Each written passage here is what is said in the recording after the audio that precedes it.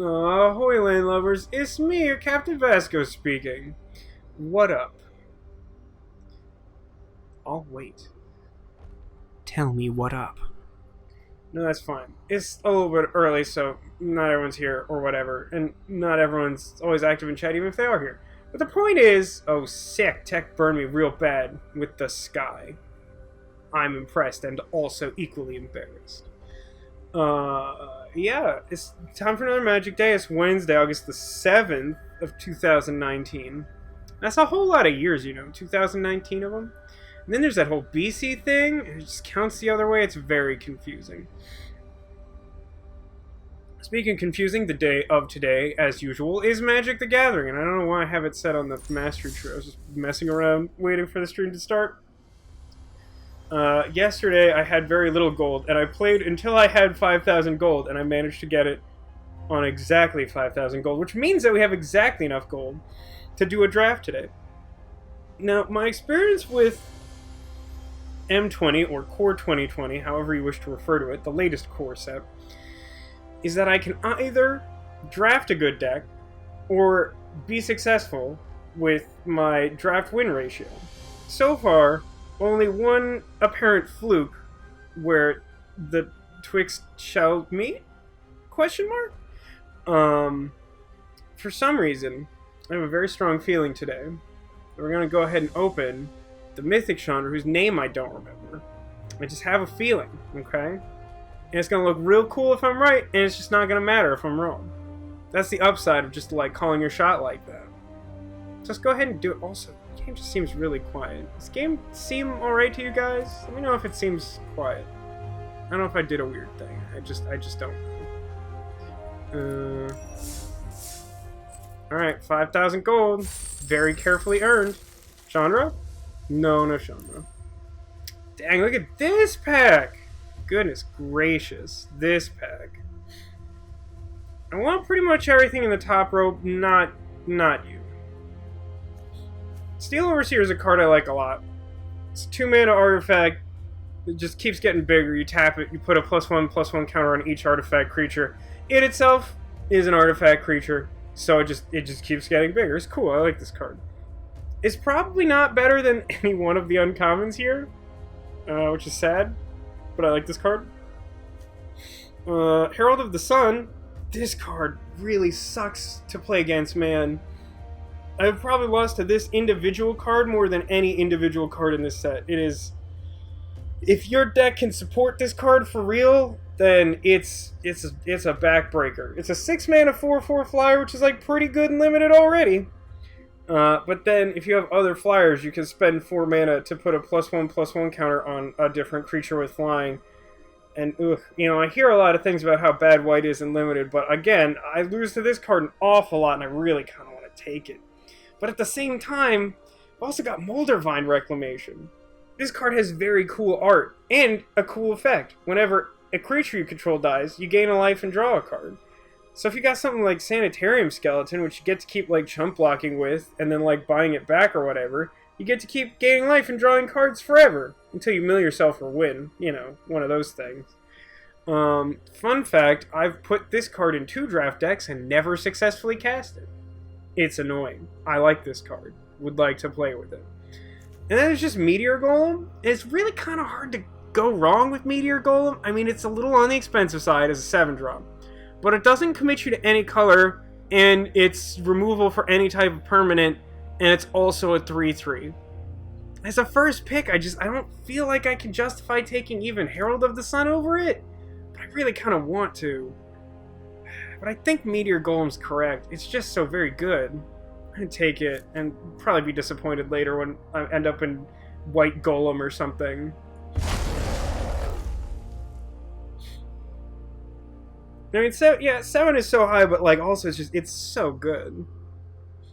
Like, these games, M20's not the slowest set. But I have found that a significant number of the games have gone long enough that it is not unreasonable to expect Meteor Golem to be played. There are definitely formats where just like any 7-drop is just not reasonable. So interestingly, here, like, we've got like 3 reasonable picks, I feel. We've got Vampire of the Dire Moon, which is good. I don't think it's better than the other two, even though it's uncommon. But it's good. I mean, it's a 1 mana Death Touch lifelink. I mean, it's hard to ask for a lot more from a 1-drop than that. That's very good. I like Squad Captain. I wouldn't put it in consideration here. It's a little bit expensive as a 5 mana 2/2 with Vigilance, but if you have like a big fat board, or like the game is just stalling out or whatever, then this is a big, huge Vigilance creature, and it can be very difficult to deal with in this format. There's one card in this pack that deals with it pretty easily, though, and that would be Murder, which is I think this would be my pick for just best card in this pack. I'm pretty sure this is what I'm going to take. However, Chandra's Outrage, also very good. I mean, Chandra's Outrage, just dealing 2 to the opponent, I have found to be, like, shockingly relevant in this format. But Murder's just, like, unconditional, and it's an instant, and, I mean, it costs double black, but if we're in black, might as well just murder him, you know? You know what I mean?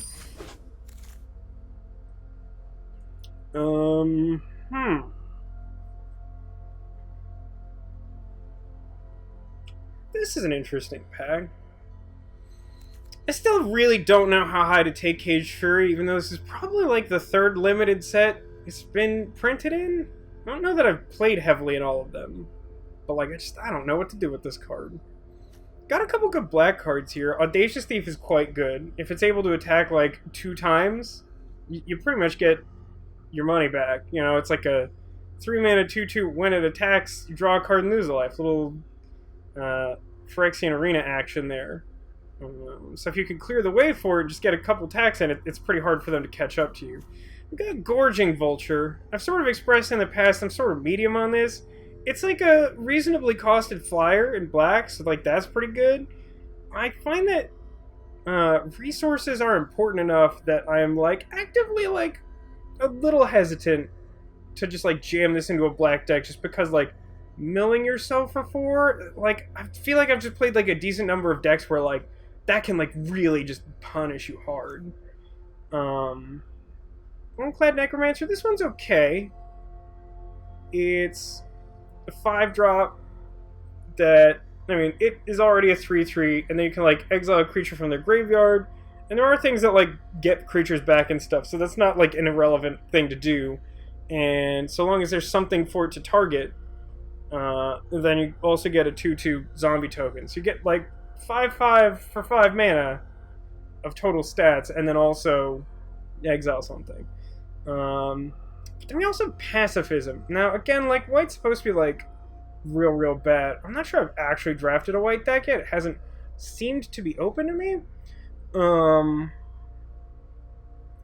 I think that this pick is between Pacifism, which is just pretty good removal, or Audacious Thief.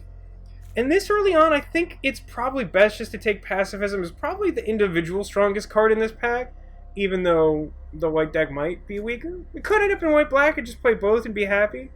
Those other black cards are pretty good, but I think I'm still taking Pacifism here. It's a Spitfire. Ooh, a Dawning Angel. Okay, maybe we are in white. Gaining life in, like, moderate amounts in this format I have found to be pretty good. Cards like Dawning Angel help with this. I mean, like, 5 mana is a little expensive for it, but it's like a 3-power flyer, and if they just don't have any flyers or reach creatures, then, like, that alone can just get them. But just gaining the 4 life, like, I've experienced a few games where, like, opponent gaining 4 life just means, like, I suddenly can't beat them because, like, they stabilize. Blood Burglar's okay, it's a 2 for 2 that has lifelink if it's attacking, and Bone Splinters is okay, but it's not even, like, that good in the black deck. I think Dawning Angel is definitely the best. Well, I mean, like, Spitfire is the best card. It's not super close to anything we have, and I think Dawning Angel is good enough and goes with what we have well enough that I would rather take it over the Spitfire here. Also worth noting, Scuttlewood's pretty good. It's, like, a slightly understated creature, but, like, can generate 1 mana of any color, so it's increasing the overall amount of mana you have access to, and also fixing colors if you're trying to play, you know, more than 2. And then also, every now and then, forcing something to be the color of your choice could be relevant, because there are some, like, protection from color effects and stuff you might want to put in your deck. I'm going to take Angel here. There's a Wand. There's a Soul Salvage. I do kind of like having a Wand. It's probably easier to get soul salvage than additional wands, but I don't know. The bots don't like wands super much, but I've been pretty impressed with it. I like taking the first one pretty highly if there's not something else like blowing me away in the pack, and this pack isn't really doing that for me. Like, Scoured Barons would be great if we were, like, committed to white-black, but we're really not. Not seeing a lot of black so far to fall off. I mean, Soul Salvage is one of the better cards in this pack, so maybe that's a sign of some kind. But I still think I'm taking Wand here. For the moment, we're pretty open, and I do think Wand is very good. So I don't know why I'd feel the need to take a card that commits me to a color. Yeah, I guess welcome to the stream. How you doing today? This pack's, like, not great. I feel like the best card here is, like, maybe Bone to Ash, but I don't feel very close to playing this. And it's not like a super high-pick blue card or anything anyway. Fathom Fleet Cutthroat is sort of medium, but it does kind of pair with Wand, where if you just have, like, a bunch of mana, you can, like, use the Wand to damage something, and then that fulfills the condition for this pirate to finish them off. As long as a creature was dealt damage, he gets to kill it. I think I'm going to take that here. I mean, not really close to being committed to black, but it's like, I just don't feel like I want anything in this pack more than that, just regardless. So, I'll take him. See what happens. Huh. Loyal Pegasus, huh? Really wants you to be in an aggressive deck, but it's a pretty good payoff for it. If you're attacking with other creatures, then you just have a 1-mana 2/1 flyer. We don't currently look like a great squad captain deck. Rule of Law is like not really anything for limited. Forcing each player to cast only one spell per turn doesn't do all that much. What about this guy? 3-mana 3/2. When it dies, put a counter on a creature you control. That just doesn't seem that good. I think the payoff for Loyal Pegasus is higher. I mean, I could just take something like Centaur Courser. I don't know. I'm just not seeing a reason to be any particular color. White's been kind of open. I'll take the best white card, I guess. Ooh, that's a latish Yarok's Fenlurker. The best cards in this pack are definitely the black ones. Metropolis Sprite's kind of close. Mammoth Spider's pretty good. I think I'll definitely take a black card here. I think I like Soul Salvage better. Like, Yarok's Fenlurker's good. It's a 2-mana card that makes your opponent exile a card from their hand, so you sort of automatically get value out of it. And the ability to, like, get bigger for, like, 3 mana at a time is... it's pretty relevant in the late game. I do like this card, but... I mean, it's double black. It doesn't look like we'll necessarily play it on time, especially if we want to be able to play Loyal Pegasus, which we're not committed to at all. But Soul Salvage is, like... Soul Salvage is much easier to splash, so if, like, we just decide we want to, like, splash black, like, Soul Salvage will probably still be able to make the deck, whereas Eric's Fenlurk is a lot harder to justify at that point. Today's been rough. Had a mental crisis for the first time in a while. Yeah, I get that, Haggis. I'm sorry to hear that. It will definitely get brighter. It often seems like that is not the case, but, like, you know... hang in their cat poster, or whatever. We're here for you too. I hope things improve soon, Haggis. I'm gonna take the Soul Salvage. Here I'm gonna take Blade Brand. It's not the most exciting card, but, you know, like, it turns your blocking creature into a kill spell and also cycles to draw a card or whatever. These white creatures are not very good. I mean, like, Blade Brand makes me a little bit more excited to play cards like Daybreak Chaplain, but, like, I also just don't think that card's great. Nothing here is great. I'm actually gonna take Smuggler. Like, there's something to be said for, like, signaling that, you know, we're trying to basically cut white off from other players, but I just don't want to play Battalion Foot Soldier. It seems bad. If we somehow end up red by opening that Mythic Chandra, I'm still anticipating. Goblin Smuggler is like a real card I would play. I will take Moment of Heroism here. Nothing here is great. Best card in this pack is probably Island because of this sweet art. I mean, look at it. I'm gonna take a small heroism. It's playable. Ooh, this is kind of interesting.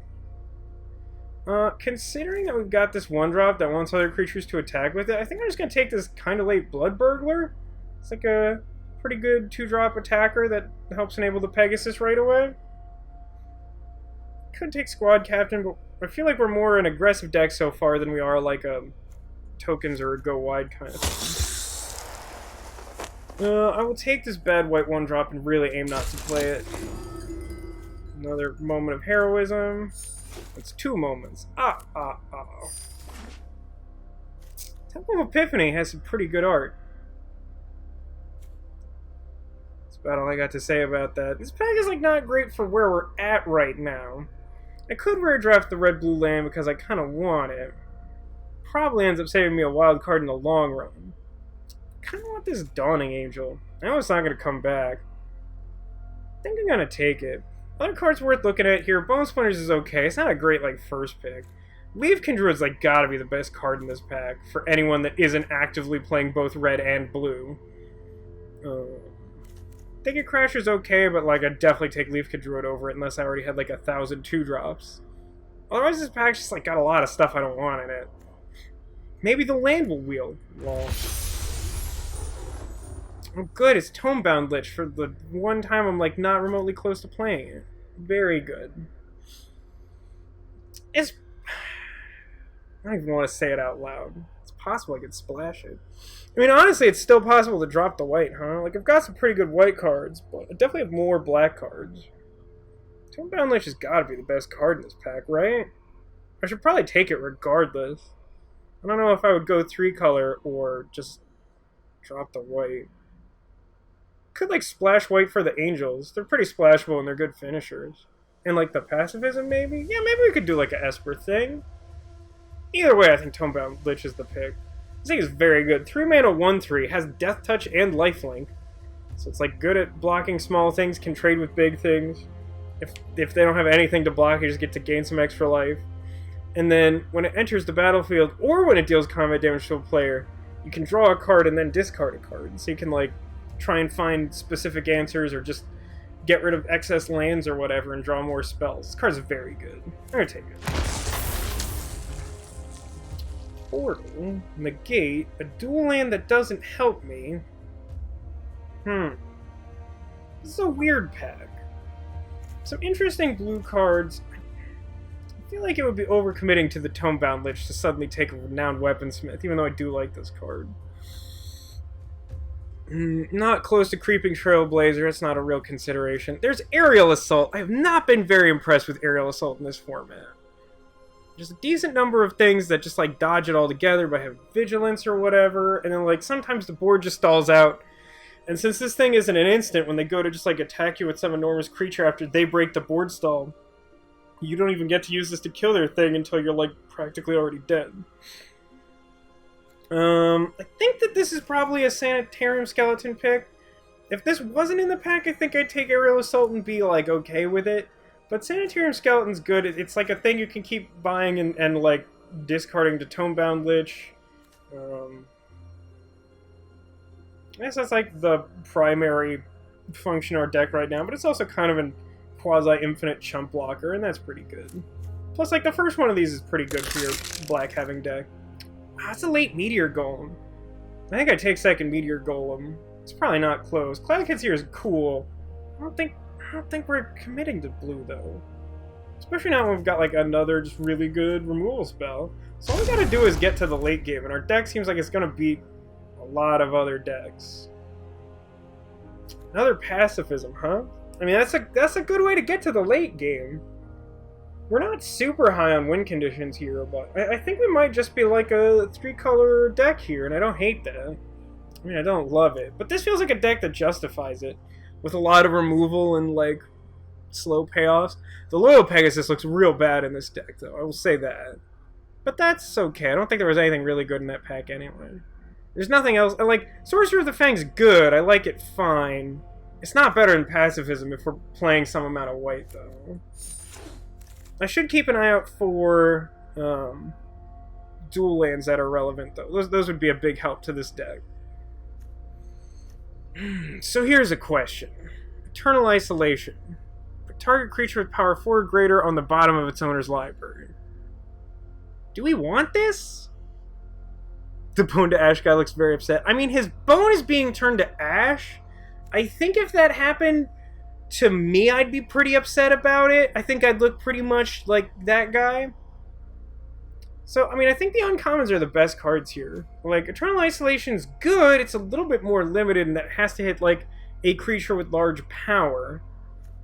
Retributive one is very good. The second one can still be helpful because it just, like, increases the number of things you can, like, kill, you know? Like, with one Retributive one, you can spend 3 mana to kill, like, a 1 toughness creature. And sometimes that's just very good. Some decks have a lot of 1 toughness creatures in this format.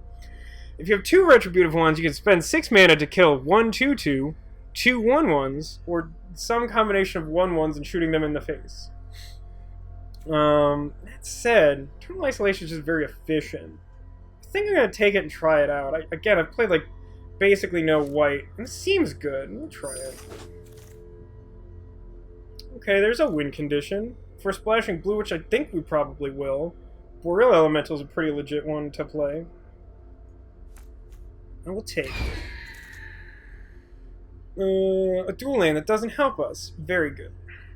I guess we take Feral Abomination? Nothing here is probably making our deck, if I'm being honest. If you want to see an upset guy, how about Thought Distortion, huh?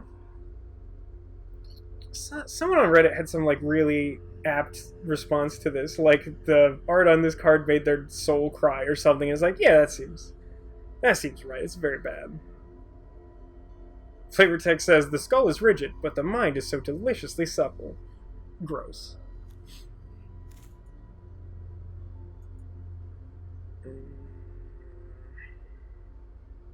Yeah, I mean, I don't really want any of these. I guess I'll just take a generic creature that I might play to fill the deck out randomly. I'm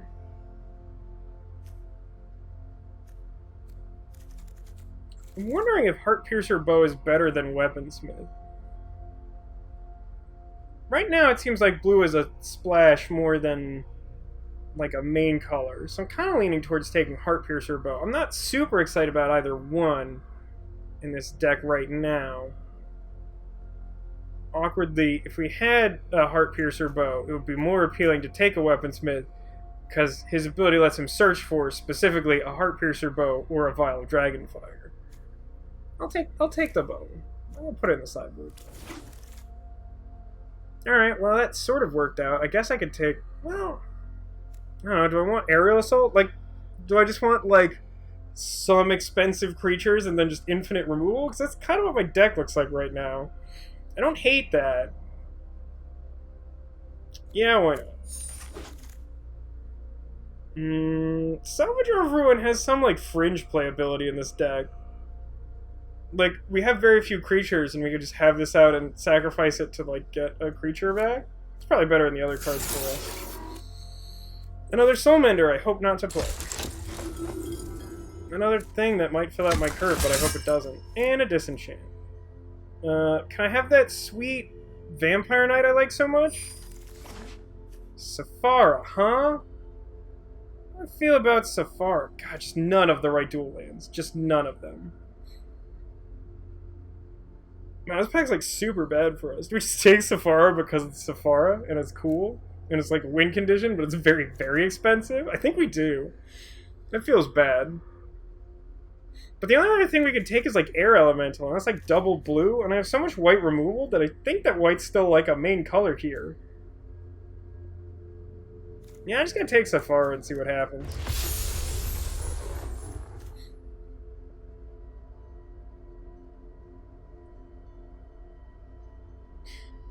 He had to help the professor beat a modest test of strength. And Haggis asks, is that when you mash the button to break the board, but it's just plywood? That's an important, hard-hitting question, I feel. Wow, I don't like this pack. God, do I want Daybreak Chaplain here? All the good cards are not in my colors. The good cards are Ogre Siegebreaker, Thrashing Brontodon, and Reduce to Ashes. Gorging Vulture's okay. I don't really think it's realistically going to help me cast Zafara for its alternate cost of controlling 4 creatures with flying and tapping them all. Then I get to play this 7 mana triple white creature for a single white mana, but again, I don't think that's very realistic. Let's look at our curve for a second here. Wow, that's actually way better than I thought my curve looked. So here's what I'm going to do. Loyal Pegasus looks very bad in this deck. Blood Burglar's like pretty medium. So is Steadfast Sentry. Mostly everything else is pretty good though. Inspiring Captain's whatever. I don't hate the look of this deck. It's very odd to me.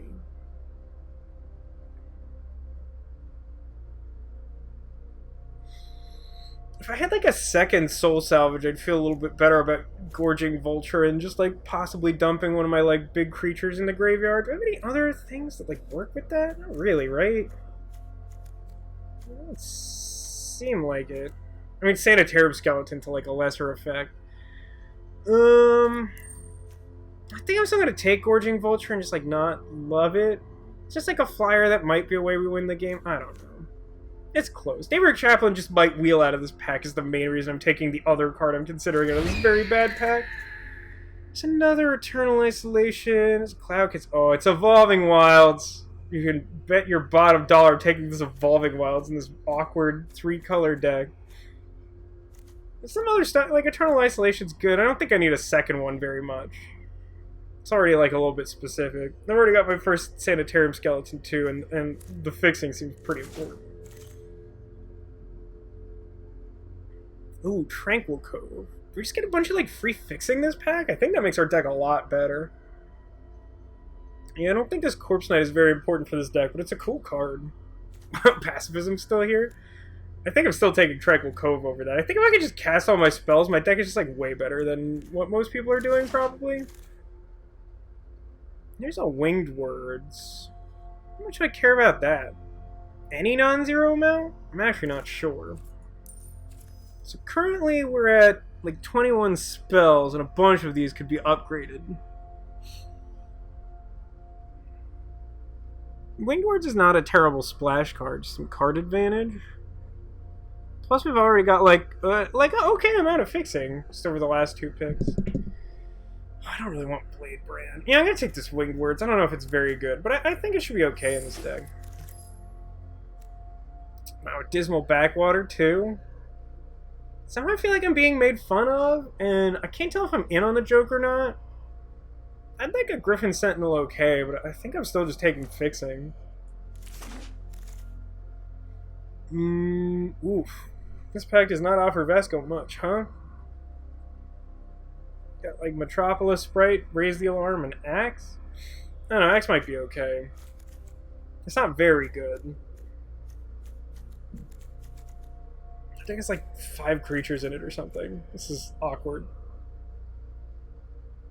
I mean, maybe I should just be playing Raise the Alarm as like chump blockers? Instant speed chump blockers?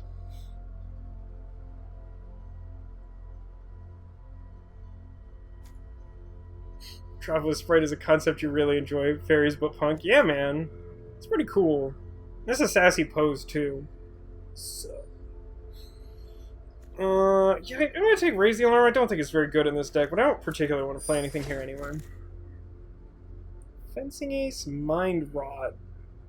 I don't think this is an Undead Servant deck. Fencing Ace? Fencing Ace makes me wish I took that Axe, I guess, out of the last pack.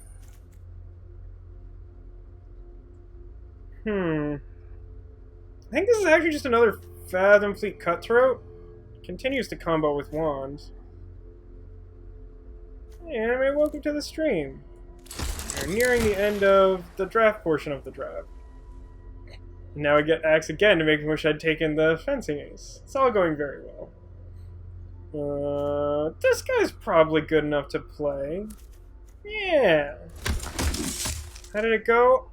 I'll answer that question when I have some idea. This deck looks very interesting. Oh, this guy's still here? It's maybe an indication that I should not value that first one very highly. I don't think I took it over too much. Jeez. I don't know about this deck. Think it's good? I don't know. Got like a bunch of removal and finishers. Our early game might be a little stymied by a good start from the opponent. But we'll see. We're pretty solidly 3 colors. We're splashing blue for some good stuff, but we got like decent fixing. Do we just want like another guy? I think I'd rather have another guy than a second copy of Eternal Isolation. Do I want second skeleton or axe? Skeleton kind of does a thing in this deck. Just more blockers. If we get like flooded or whatever. Sure. That just doesn't seem to combine very well with our like expensive threats. I'm gonna take Lockbox as an uncommon. I don't think I'm playing that enchantment. Hey, we got Sentinel back. That's actually really good. It's actually like a really good late pickup for us. Yeah, I don't know about this deck. It looks weird. I don't think that this is a great Blade Brand deck anymore.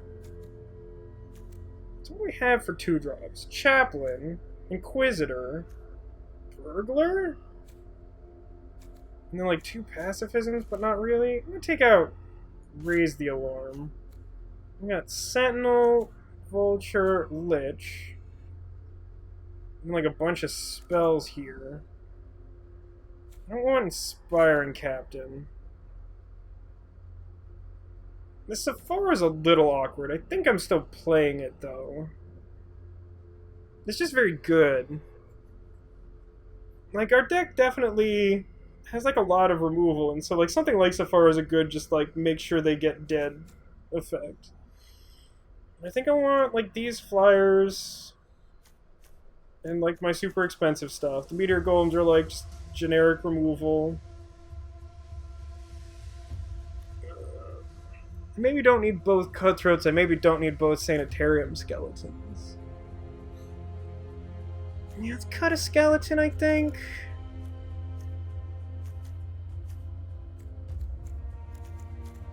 Cut a sentry. So then, like, creatures, we got 1, 2, 3, 4. That's probably okay. Together with, like, a bunch of removal.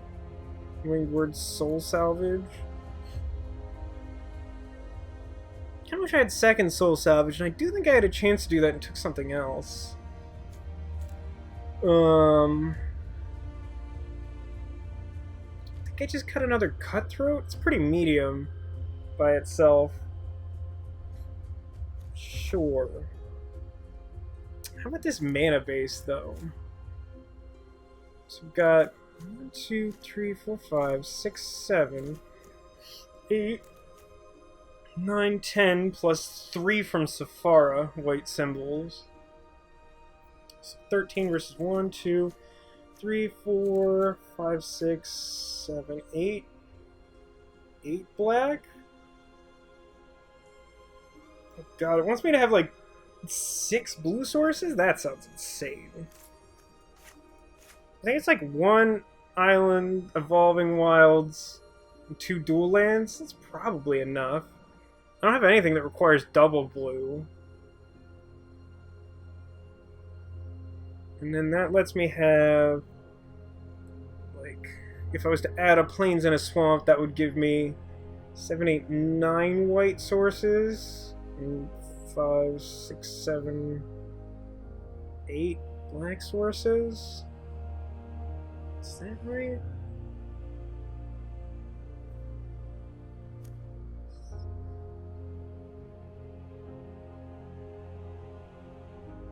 I just want to add 2 plains. Is that too many? We've got 8, 9, 10 white sources and 5, 6, 7 black sources. Oh, that kind of sounds right. Oh, we do have Murder, though. Murder's a double black. Let's just add a Plains and a Swamp and Hedge, I guess. Plains, Swamp.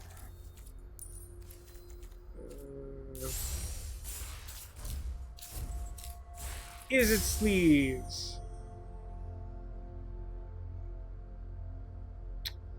What's our face card here? Is it just Meteor Golem?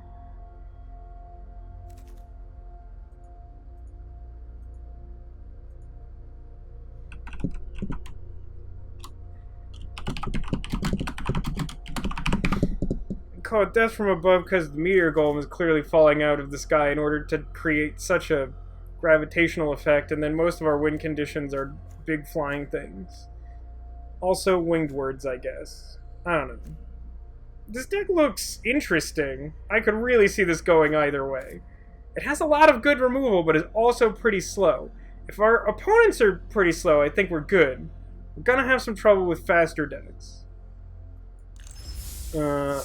Like 3 maybe? I don't know.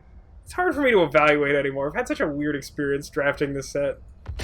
You guys know what you think. This deck is weird.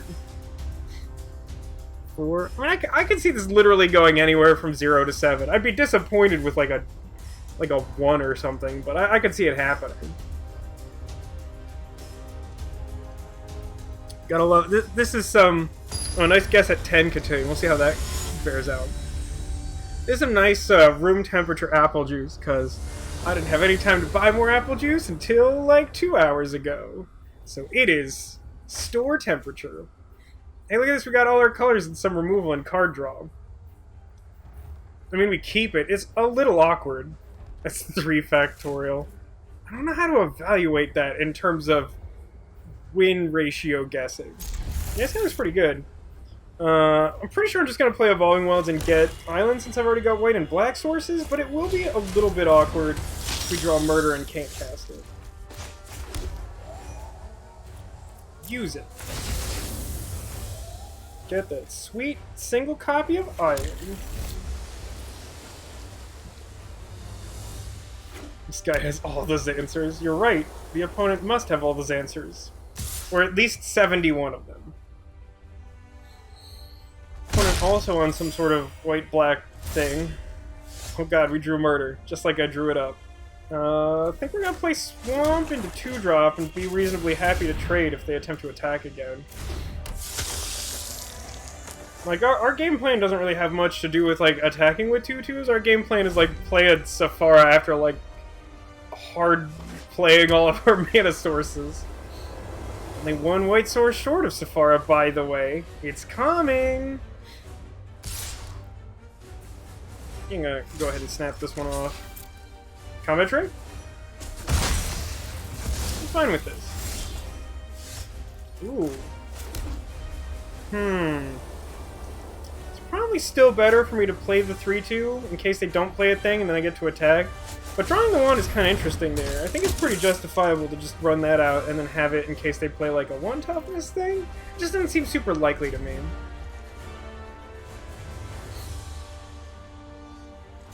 Yeah, it kind of seems like they're in an awkward spot the way the last turn played out, so I feel like playing the dude first is better. Let's see if they have some sort of like combat relevant instant or something.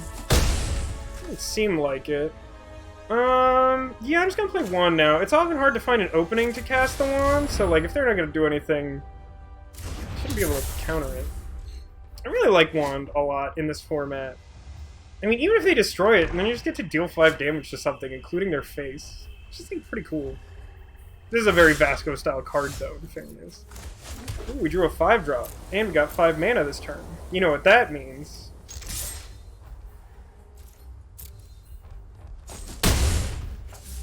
I don't know what they're doing over there, but I have a sneaking suspicion this Dawning Angel's gonna die.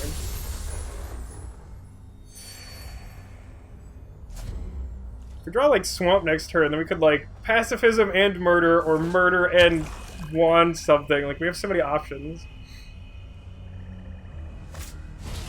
They also have Dawning Angel. That's mildly annoying. Let's wing words for 2, and tap like not an idiot, the way the game would have me do it. Let's think about this. So I could attack with both of my guys. Doesn't seem like amazing. You get to trade with something, probably my flyer. I kind of don't want that. I'd kind of like to spend this aerial assault to kill their thing. I'm actually pretty happy to just pacifism here. And hit them for 6. I mean, they gain a bunch of life and they're back at 20, but like I have control of the board and like a bunch of removal spells, so like I like my spot if I just keep the pressure on. So I'd rather not trade there. Gonna kill my dude. I would not be shocked if they aerial assaulted me this turn. That's interesting. Do they also have Eternal Isolation? Because otherwise it feels like a weird target. No, they just had the Aerial Assault. Alright, well, I said I would not be surprised if they had it, and it turns out I'm not surprised. Well, my hand is very reactive, but at least I can spend some mana hitting them with the wand at this point. Sadly, we don't have the double black currently for Murder, but what we do have is quadruple white for Sephara. Woof. Man. It really loves to just, like, jam hitting the cat when they do something even remotely good. I don't know why people are like this, but I'm just gonna go ahead and, yeah, get rid of that guy, and then, like, pass the turn and probably ping him again. Funny thing is, if I ever draw another land, then, like, boy, is the hurt gonna start. Yeah, I think that's a pretty easy get rid of Aerial Assault. That's gotta be the worst card in my hand. I have to exile to Erox Fen Lurker. It's pretty much discarding, but also I can't get the thing back if I have some way of doing that.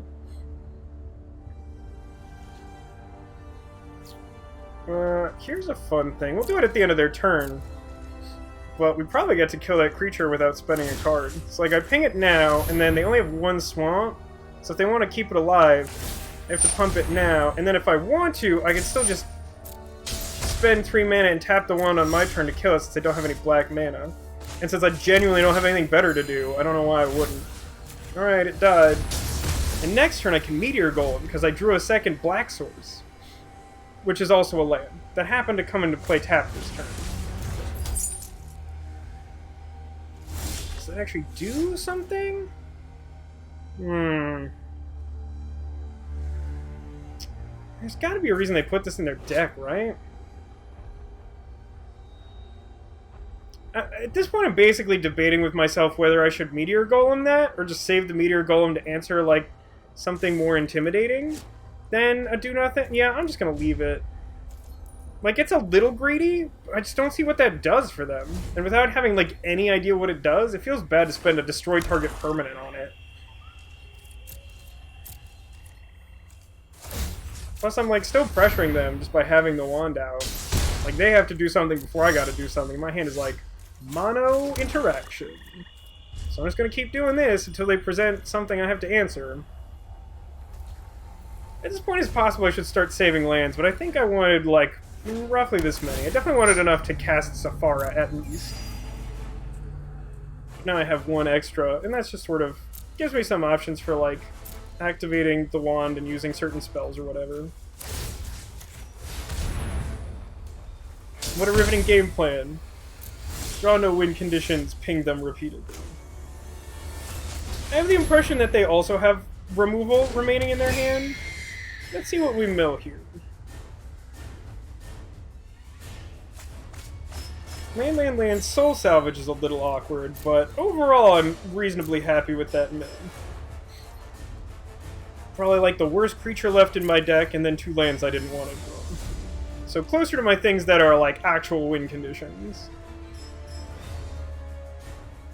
I kind of want them to Pacifism, because then I can like play the Meteor Golem, destroy the Pacifism. They had Blade Brand that they were like waiting for me to play a creature to cycle. I think our opponent's on a similar game plan to ours. But so far, I feel like our deck is doing it better.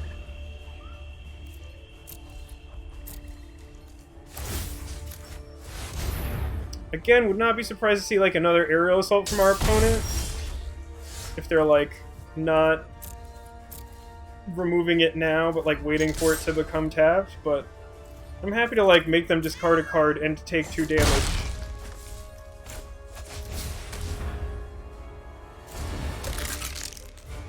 Yep, feeling pretty good about our position. Aerial Assault? Yeah, see, I just don't like this card. It just, like, isn't good. Like, look how awkward it is. They have to, like, wait for me to hit them, and then it's, like, still not very good. I don't love that card in this format.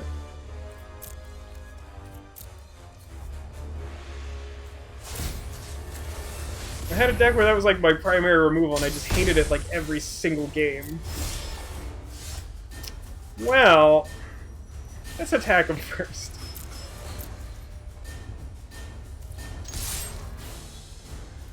Okay. still don't really know what that key is doing in their deck. Let's find out what removal they have in their hand. Because I think this card will prompt us to find out what removal... Okay. Never mind. It will prompt them to concede because they do not have removal for Sephara. Okay. I accept. Well, that went pretty well for us. I'll say that. But yeah, I kind of just feel like... Usually when I play the mirror match, at least in this format, I feel like I'm the one looking at the other person playing my deck better. But that time, I felt like we got to do the right thing. Our opponent is a chicken on speed, and I don't know how to respond to that. Hey, it's Cat Dreaming. Hello and welcome. We're on game 2 of this draft. And this looks like a keepable hand. It's got all our weird colors and some win conditions. But, yeah, it's gonna be a slow one. Gotta hope to draw something cheaper, or at least continue to draw into lands. The most restrictive thing I care about early game is probably Murder, so I'll just make sure to play Swamp early. Alright, drawing land is pretty good there. If we draw, like, another land in the next, like, 2 turns, I'll be pretty happy. Alright. Alright, yeah, pretty happy, as stated. So now we can play our, like, 5-drops at least. Both our 5-drops are pretty good.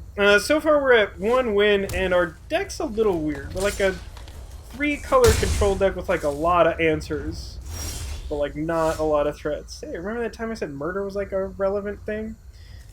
Yeah, we didn't draw that second Swamp, though. Mind you, I did put in the extra Swamp when I was debating whether I should cut an extra one for the Plains, so feeling like that was the right thing, considering we keep being a little short on playing Murder. Yeah, it doesn't look like we could do anything too much here. Just gonna take another 2. Yeah, M20 Esper Control. It's, I don't know, something? Maybe? Might be a thing. We played against, like, a black-white control last game, and their removal was just worse than ours. I still don't know how to evaluate Season of Growth in this format. It doesn't seem terrible. I never want to take it, though. Oh, I forgot to ping him. That's a Vasco Whoopsie! Whoopsie counter at +1.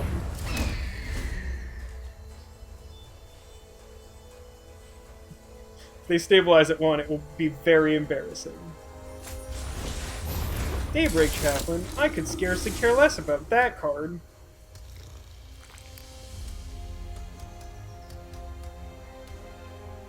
I kind of feel like they're trying to plummet my guy and not realizing they would have to spend more mana. Like looking at it and pausing as if to say, why can't I plummet it?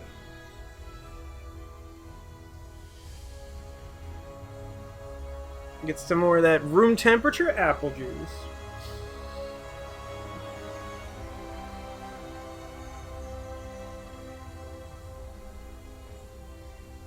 True, I would agree that we were playing off-archetype things. I don't know. What do you guys think of my read? Do you think the opponent is continuing to struggle on casting a plummet here, or they just leave? Is there a hot pocket ready? For some reason, that's like roughly what I think. Like when my opponent like just disappears, I kind of just think like, something came up abruptly. They got to go get that hot pocket, you know.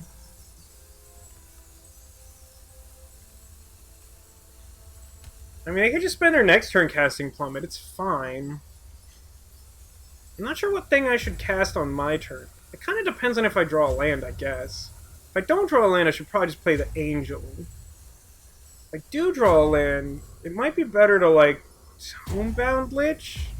Or, like, hold up Wand and do Murder or something? Hold up Wand, do Murder. It's like a Harry Potter thug rap. Is that a thing? That's a thing. The internet's existed for more than 20 minutes. I mean, they've stopped highlighting the elemental. I think this could be a Pizza Pocket moment.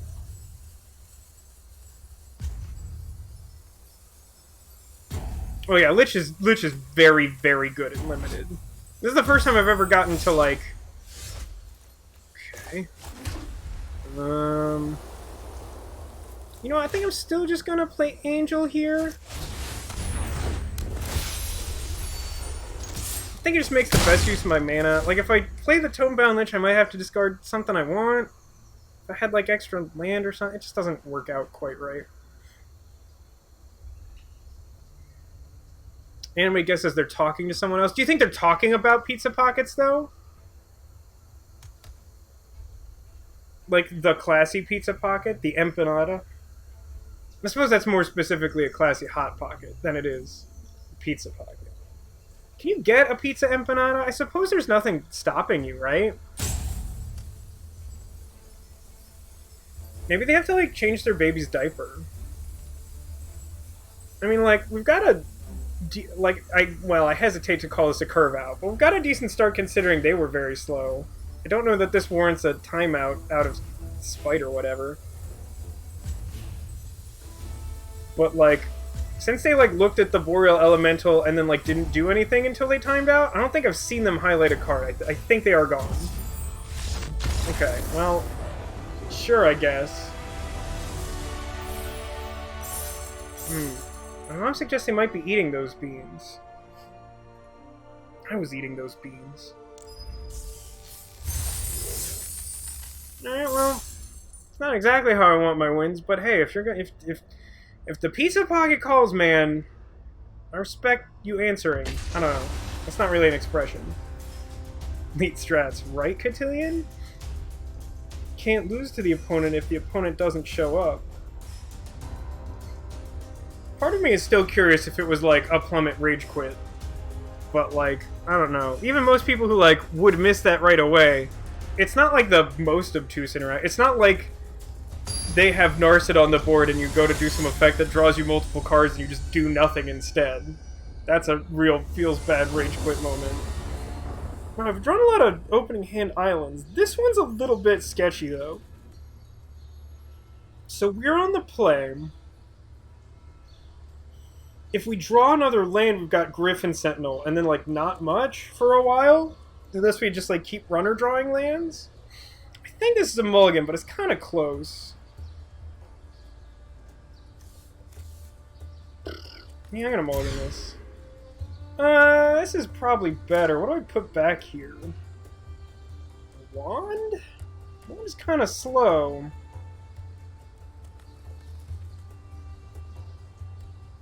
I think I put back one.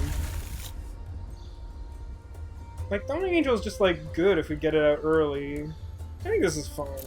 It's not, like, a super exciting opening hand. Let's actually play the thing that lets us cast a spell, huh? We've been paired against Dark Espresso, who's, like, in bronze rank? This has me concerned that they might have an especially good deck if they got paired up. Oh, snap. Skeleton mirror match. I could pacifism their skeleton. That seems like a great use of my time and resources. Cat asks, have you encountered people playing mono red burn who managed to almost time themselves out? I haven't noticed that being like a category of thing, like something that comes up a lot. I feel like I've seen that once or maybe twice. Alright, well I wouldn't say that this is going amazingly, but this could be going worse. Got a vulture. Woof. Lost Sephara and card draw. I mean, I would definitely like to not lose Sephara, but we didn't lose, like, Island. And we did get rid of a card we can't cast right now. It's not the worst. Yeah, I think we just played this. I'm gonna attack with Burb. And then, like, if they want to attack with their 3-2, I'll trade and make my Burb bigger? Bigger Burb? Uh-oh, not shifting Ceratops. My nemesis. Hey, sweet, a blue source. Ding. Also, please no. Protection from blue, not from pacifism. Get done.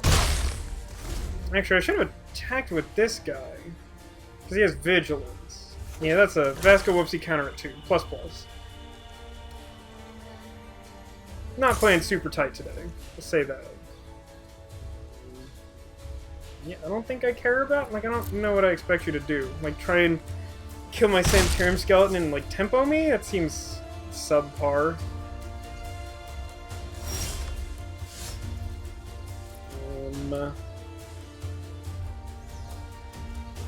Here's a question, though.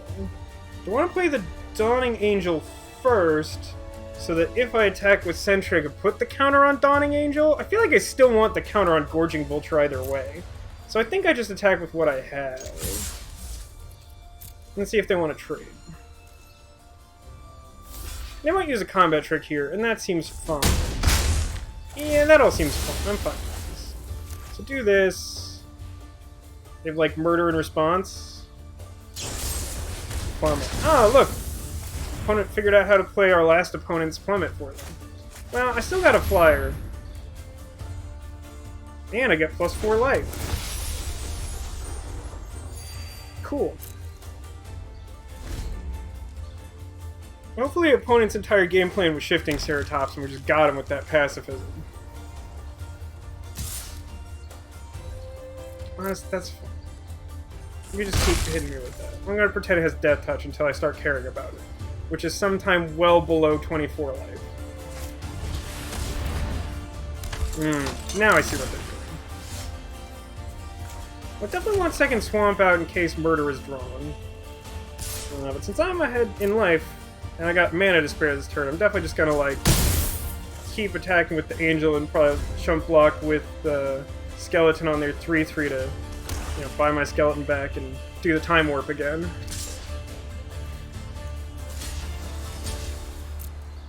And, like, you can't really have a trick that, like, gets me here, per se. I would like one Skeleton, please. Okay, well, we're a little flooded, but we seem to be ahead with our game plan for the moment. Okay, this continues to work out for now. I would definitely like to start drawing spells at some point, but I'm not gonna complain as long as we're, you know, doing the Time Warp or whatever.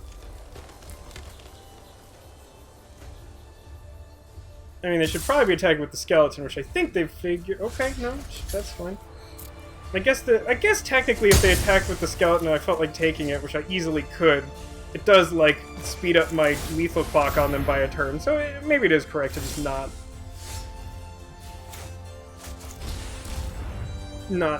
attack with it there.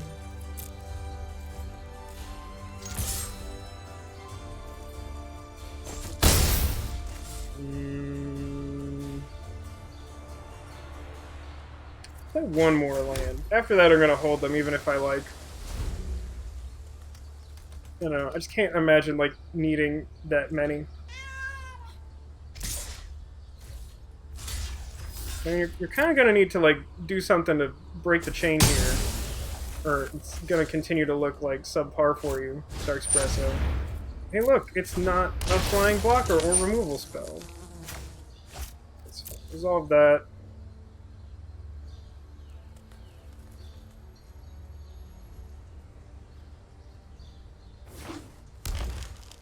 Like it kind of looked like they were gonna Bone Splinters, but that wouldn't make any sense. Like, why wouldn't you have done that like many turns earlier?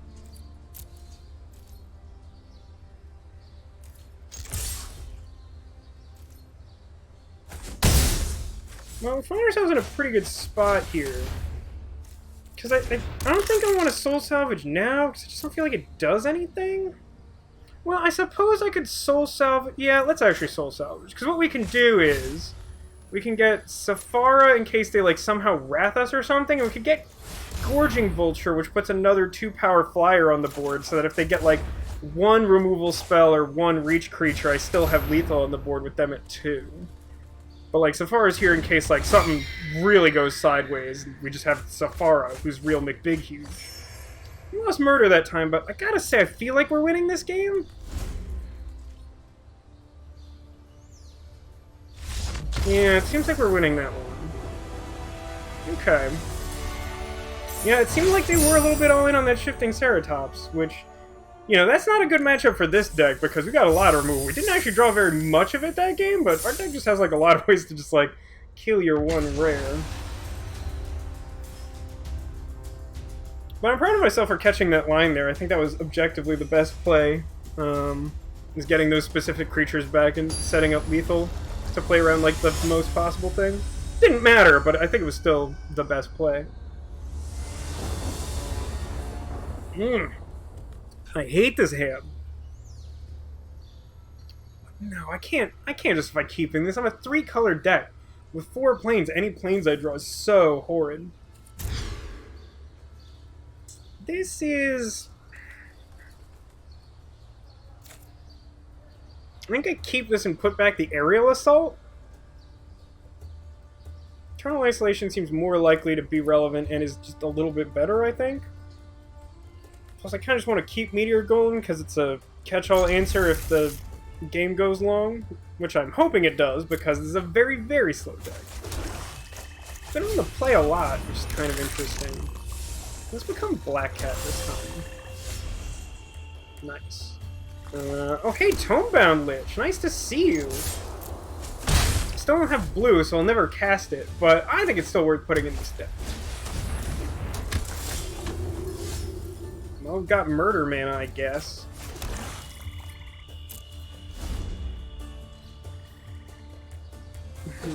So Island would be good. Ugh, Angel Vitality. I mean, I block this so I don't lose life, but they still gain life, which is annoying.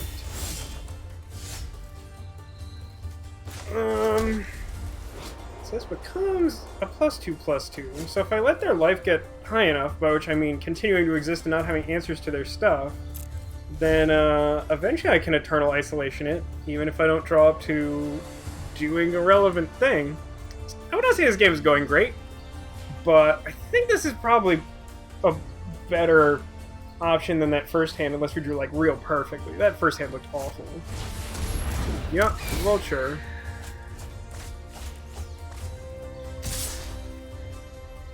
Continue to block. I mean, despite them having like a pretty good board, they're not actually like doing that much against us right now. It's just regrettable that this hand doesn't do anything against them. If these cards were like relevant against them, I don't think I would dislike our position at all. They're just like not there right now. I keep blocking the one I can block. Seems like the plan. Ah, good. Now I can kill their thing. Of course, there's that. I can do both of those things. Does it matter which one I do when? Not particularly. Just so long as it doesn't, like, tap the double black. Let's get rid of the flyer, though. Like, technically we could chump block the other one if we had to.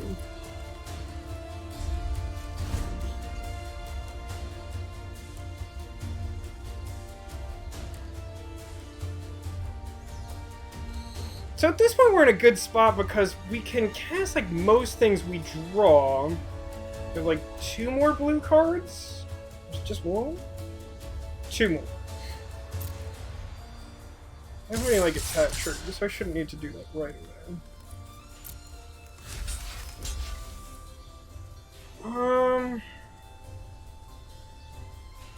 Did I just kill the 4/4? I probably do. It's much easier for me to just like deal with a small flyer in this deck. You gonna do something? Their priority? If they have like God's Willing or something, I might be in trouble, but I don't think I can like do anything about that. I think that's just my lot in life right now. Okay, Sorcerer of the Fang's not a big problem. Well, it's not a great draw, but it does something. It's sort of makes them slow their ground aggression, I guess.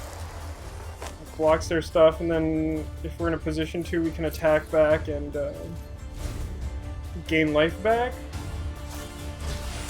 Killing Captain's not great for us, huh?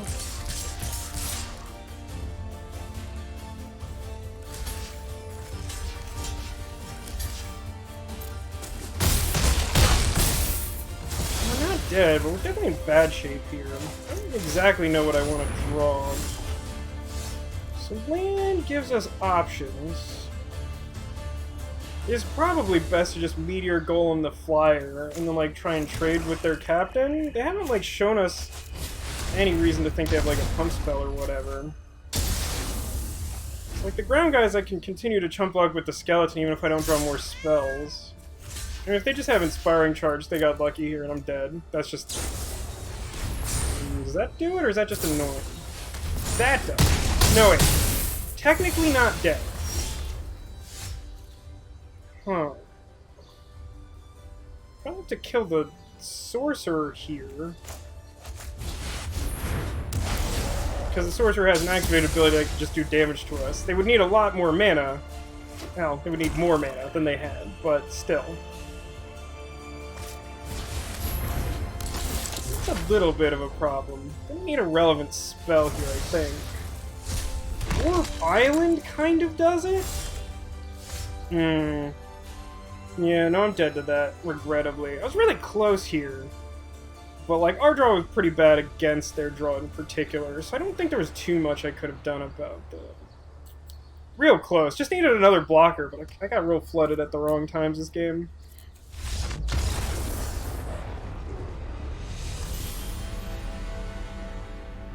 I wouldn't say that Wizards is of the opinion that mono white needs to be life gain. Honestly, like, they haven't had a strong life gain theme in a long time, so I think they're just doing that for the first time in a while, and they like it in standards, so they're continuing to push it for the new standard rotation by putting some life gain stuff in M20. Opponent's Qui-Gon Jinn, which is pretty good. Woof. These land distributions are real rough. Opponent is going first and has mulligan. I really want to keep this. Yeah, kind of. I'm not sure it's quite been that long, but it's like Shadowmoor was definitely like a good life gain time. I'm gonna keep this. I might just lose this game, but if I draw like, does it need to be Swamp?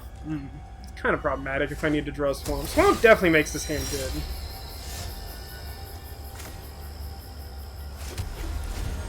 We've got Eternal Isolation. We now have Retributive Wand. Retributive Wand has applications here. I mean, I'd really like it if we could draw not just planes?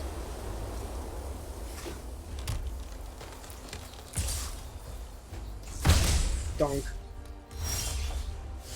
Well, that was an expensive card I didn't particularly need to draw. I'm not sure if opponent is 3 colors or just took an on-color tap land. Either would seem reasonable, especially if they have like any life gain cards at all in their deck, since one of their colors appears to be white. I'm very likely to just kill that Scorpion. Well, if I draw any land, I can play this Boreal Elemental. Do they have the enchantment? I think they do. Yeah. I don't think I can do anything about that. I think I have to play that there. So if I draw a land, I'd definitely just play... Oh man, are you kidding me? That's gotta be like the worst draw in my whole deck right there. It's Blood Burglar. Because like even if I draw Swamp, it's like a bad card to have in my hand. Man, I'm getting real unlucky all of a sudden. I mean, it was kind of a sketchy keep, to be sure. But like, I don't feel like we needed a lot of help, and we've just drawn like very badly. Like 7-drop... uncastable card, like maybe the legitimate worst card in our deck in a row, without drawing like our second most prevalent mana color is like pretty rough. We got Swamp. I think it's probably just like Angel here and try to trade with something. I think that just does the most on this board, is like I gain a bunch of life and maybe kill something. That might be enough to stall here. We'll see what happens. It's also kind of annoying they're 3/3s and not like a 4-power thing I can hit with the Eternal Isolation. Eternal Isolation also feels a little awkward. It's definitely not as troublesome to me as the Aerial Assault. Yeah, like Snap Block. I mean, you gotta show me your trick here. Yeah, I'm like super happy to do that. It's like not close. I'm very happy to. Also, please spend your whole turn equipping the Scorpion. It will be very bad for you. Never mind. Oh, hey, look at this. Check out this sweet play. Tomebound Lich, discard my stupid Burglar. Get out of here, Burglar. And I just get to, like, exile this guy with a sweet death trigger that's also problematic? Cool. Now if I want to, I could just like trade this Tomebound Lich straight up with that Death Touch guy. And I didn't even like spend a card to like put them in this position because like they countered my like wand activation. I think this is good for me. Now I just need to draw a couple more lands. That's not great, but I do have a thing that can interact with that. Yeah, I mean, basically I play the Elemental. They'll probably spend their turn equipping, since that gives this +1/+1, so then their thing is, like, big enough that I can't trade with it, and I don't have, like, wand mana. But if they do that, then I can just aerial assault it when it's tapped, and, like, gain a life because I got a flyer. I think all that's fine. It's, like, not my favorite, but it's fine. Man, everyone just, like, loves to spam that. Everyone, like, thinks they're so clever. It's like, you haven't even seen my hand, man. I did nothing for, like, 1,000 turns. You think I just have stone nothing in my whole deck? I have not begun to fight. Like, basically, literally. This murder has been awkward, even though, like, I put, like, a pretty good number of black sources. So I like that they've been sort of forced to wait until they can, like, double spell to play the knight without getting, like, run over. It's gonna attack with the flyer. I ain't got no reach blockers. And I got this murder in case they do something.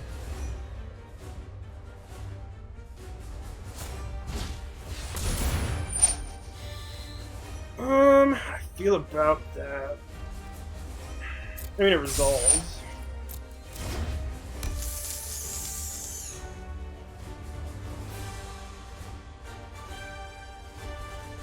What does it cost to equip this? Is it 3? Alright, they can tap their... Yeah, I'm okay with this. I pretty much would have killed whatever they tried to equip, I think. But it's probably better for me that they went for the reach creature.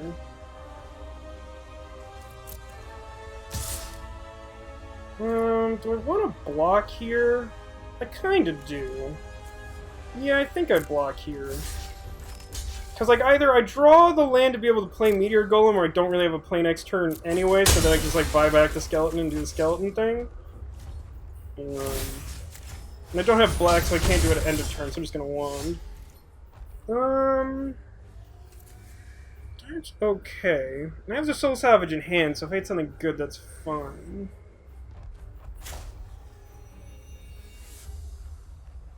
Yeah, this seems it's pretty good. Lost a pacifism, but otherwise not so bad.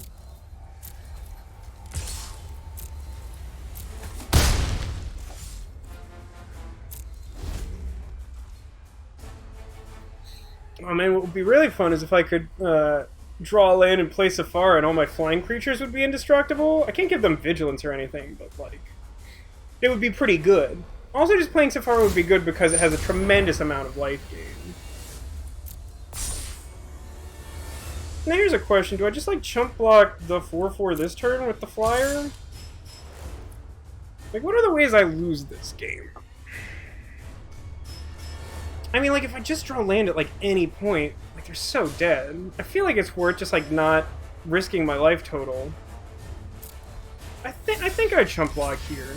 It might be a little cowardly, but I feel like it prevents the only way I immediately see of losing this game. Oh, look, another color. And they're splashing Ember Cat, which feels a little bit odd to me. Okay, well, gonna be in some good shape, I think. Honestly, I think I just play Safara. Because it's like a huge lifelinker, and it makes my 3/4 indestructible. Demands to be answered right away.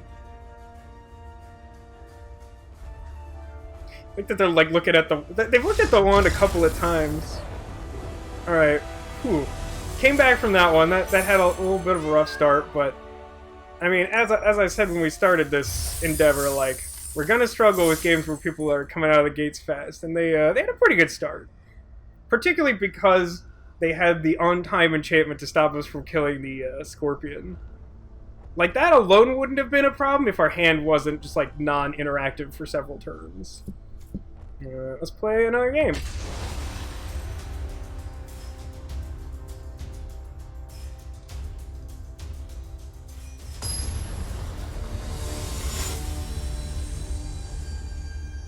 Our opponent is D. Grego. Do you believe that they are Gregnant? Oh, this is a rough hand. Double 7 drop. It does have Plains and Swamp and Pacifism, but then like 2 5-drops and 2 7-drops. That's got a mulligan. That looks okay. The question is, would I rather have Daybreak Chaplain or like the rest of this garbage? The answer is probably the rest of the garbage, but only by like a small amount. I definitely keep this though. Could put back Soul Salvage actually. Yeah, it's probably greedy to keep Soul Salvage when we just have, like, nothing really going on. Let's do that. Play our Taplium first. And then we'll want to play Swamp next in case somehow we end up going, like, Swamp Murder. But it's very unlikely to hit that, and also to even want to do that. Probably best to play Daybreak Chaplain here, just because it will offset the flying damage from the turn 1 Fairy Miscreant. Retributive 1 could be very good if our opponent's on, like, 1/1 Flyers deck. I've had issues being on the other side of that as well. I don't know, I feel like I might be overvaluing Retributive 1 by a little bit, but I really like the card. It's just, like, very rarely, like, totally dead. And if it is, like, it's usually just because you're so far behind that you would need, like, a very good rare or something. Yeah, so far this is a promising start for us. And the Chaplain, I'm really glad we held on to the Chaplain, because it looks like it's going to be relevant to have it just to offset this early damage, and then we've got, like, Wand to just, like, jank them out of control. It'd be nice to draw a land next turn so we could maybe go Skeleton in addition to Wand. I love how everyone always checks what Wand does. Like, no one has ever played Wand before. Maybe that's why it remains so low in the AI bot pick order. Their deck looks pretty good. It's just that Wand is like a very good card against them, so I like our odds at the moment. Oh, look at that. That's a good draw. I'm really excited about that. Gonna go back up to 20 and like kill one of their guys. Probably should do it now just in case they do have a pump spell. That seems like a good use of my resources. So I definitely don't want to like do it and then they use a pump spell and they get extra damage on me or whatever.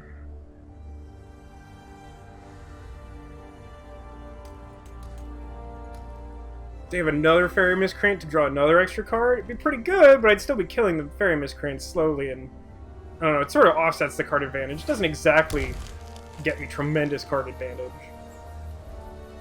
I'd be surprised if blue wasn't one of their main colors if they're playing, like, heavy 1-drops in the Fairy Miscreants, but so far we've seen Second Forest.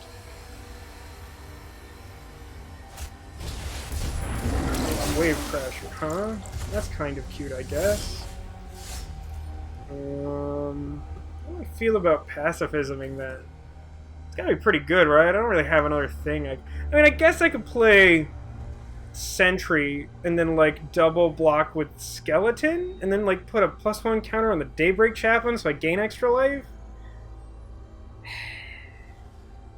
That might be okay. Yeah... I guess that's okay. I don't really know what their deck has, but I'm low on cards and they have a lot, so it's probably a good idea to hold on to the pacifism since I do have another option here.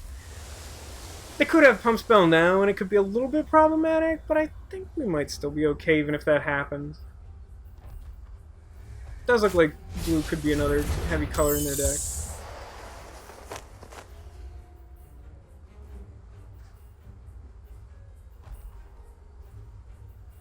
I wonder if they're doing math or if they're planning some sort of spell. Definitely do this and show me your moves. I think they got something. Oh no? I'm pretty happy to make that trade.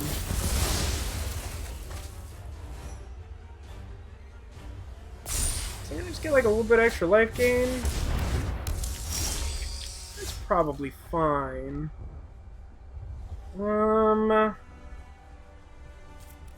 So here's the awkward thing. I could use my 4 mana to use the Skeleton's ability, get it back from the graveyard, and then also play it this turn. But I kind of want to dissuade them from pumping their Metropolis Sprite, because I kind of just don't want them to do it. So I should probably hold up the mana and get back the Skeleton at end of turn, even though it's a little inefficient. I think that's the thing I'm going to do. This deck generally needs to hit at least 5 mana, and we've stumbled a bit in some of these games. Like, maybe it's possible I should just be playing an additional land over something? I kind of think our deck's good where it's at. We just need to get moderately lucky, which is admittedly not, like, a strong suit of mine, is to be moderately lucky.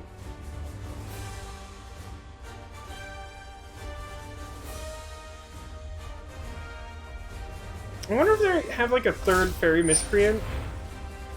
What is that about?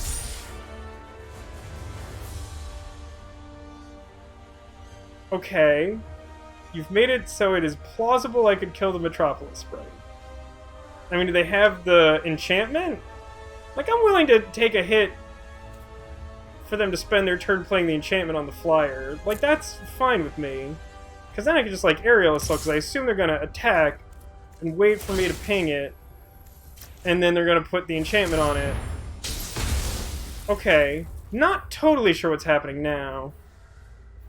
Like, something plus Fairy Miscreant? Like, something that would keep the Fairy Miscreant from dying? Like, they did that so deliberately, it was as though they were trying to, like, put me into a trap, but then they just, like, didn't do anything. So I don't understand exactly. Also, drawing 2-drop was very bad. It was not what I wanted to draw. It might be time to just, like, pacifism and, like, attack them? Well, it kind of seems like a lot of their cards are individually bad, so the fact that they had a bunch of them isn't a big deal? Oh, I don't know. I'm just gonna pass. It just seems silly to, like, walk into combat trick there, and I feel like somehow they're, like, representing a combat trick that they should have used already? If they had it? Okay. It resolved. Okay. Kill it. Okay. That didn't do what you wanted it to do, I'm pretty sure.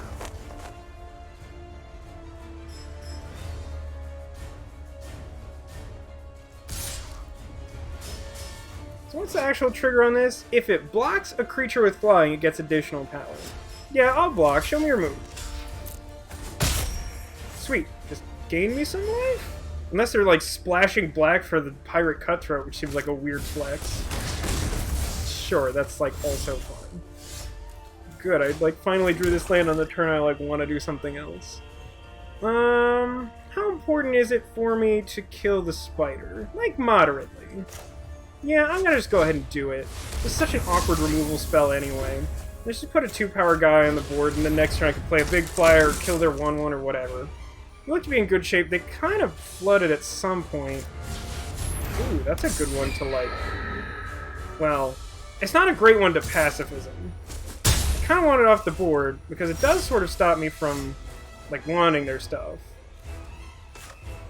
Now, we have not had a chance to buy the skeleton back, and it's a little awkward. Not that we have flying blocker, because... Otherwise... Dang, we got a lot of Fairy Miscreants, which are made a lot better by that Eagle, although I think we're still doing okay for now.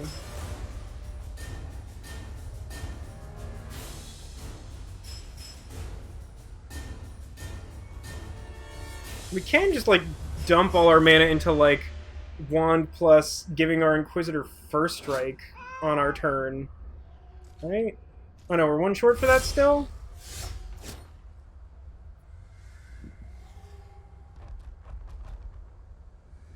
No, we got the right amount. It costs 6. So I can, like, attack with Inquisitor. I don't think I actually want to attack with Boreal Elemental, because then I can, like, trade their 2 Fairy Miscreants for it, which seems, like, horrid. But... Inquisitor, they gotta, like, block with, like, 2 things? And, like... It just seems like this is a good use of my, like, mana. Since I'm, like, light on my removal anyway. Alright, I guess I will... Gorging Vulture here. So we know that, like, Soul Salvage is, like, the very bottom card of our deck, since we haven't shuffled. That was a decent mill. So we've still got ping available, and that, yeah, we're in okay shape. And then, like, we can finally buy back skeleton if they don't give us a reason to ping with the wand. Rope Tracker's not a card I want them to have. It does cost, like, $1 billion to activate, and I think they're one short, but still.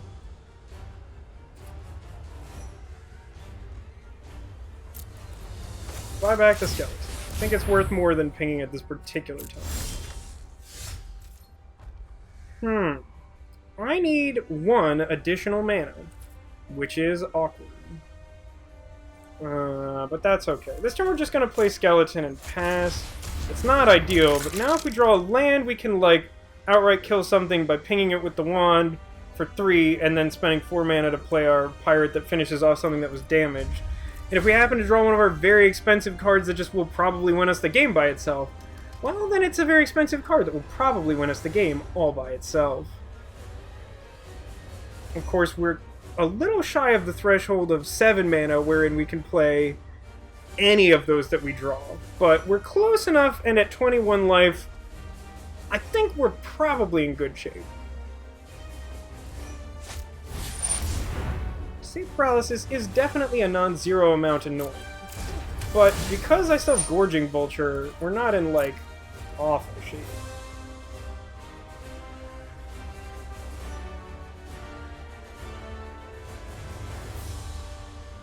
And the thing is, like, if we just hit enough land to, like, kill the eagle using our pirate trick,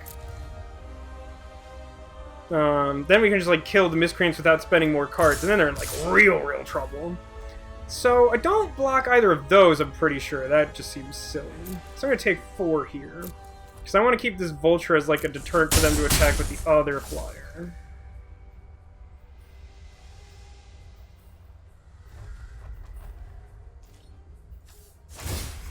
Ping them.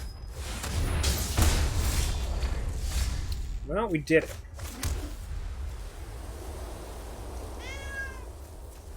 Yes, I know. You're very agitated, my opponent. You can't stand to sit still for 3 seconds without fiddling with my cat. I promise, it's not a euphemism. Alright, now I think our opponent is very likely to lose the game. But we'll find out what happens. I'm not going to attack with the vulture this turn, just to potentially stop some shenanigans. But, yeah, I think without that eagle, they're in very bad shape. I mean, they can spend a bunch of mana to start finding creatures, but, like, man, we just kill so much of their stuff for free. Like, this wand is going to do so much work against them. Really like the wand. Yeah, sorry, I think the Deckmaster thing is still broken. It stopped working sometime last week, just for everyone. And I don't think they've fixed it yet. I have everything set up on my end. Alright, so now I'm going to find a creature, which I could probably pacifism, if it's good. Oh god, they got another eagle? That's rough. At least I get to, like, tap kill Cloud Conceer, I guess. It's not exactly what I want. Oh, is it working on desktop? Okay. I don't think it was still broken. Like, it's kind of hard to tell.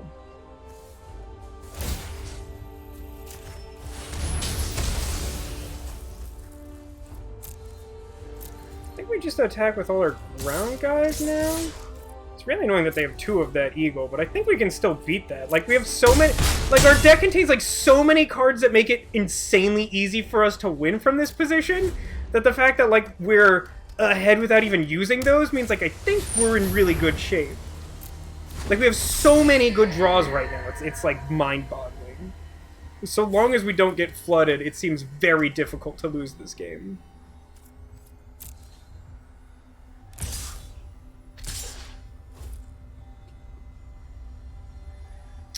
I'm willing to trade at this point. Not quite yet. Not quite yet. I'm gonna take 4.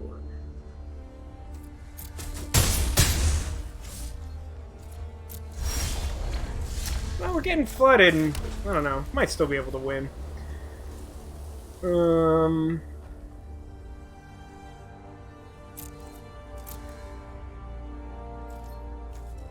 Maybe it's possible I should be using the pacifism on the tracker, but that seems pretty bad.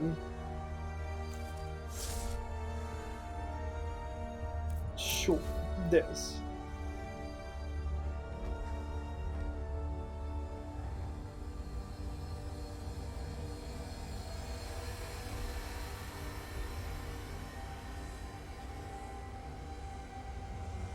Block it? Block it with whatever you want?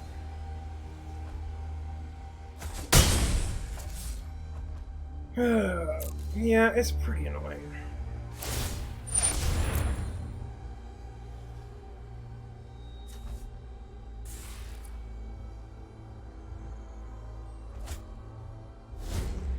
Our deck is just very good against theirs. It'd be great if we could draw, like, any of our best cards.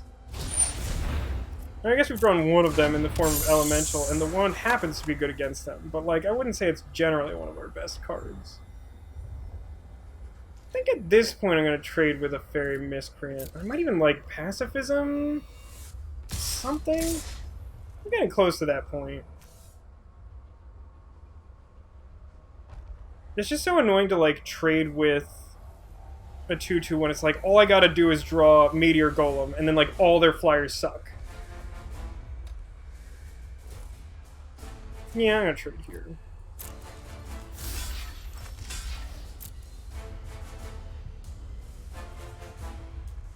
They have, like, Combat Trick too? Okay. Well, that at least makes it easy. Like, oh, definitely Pacifism, like, 4/4 flyer. That's not close.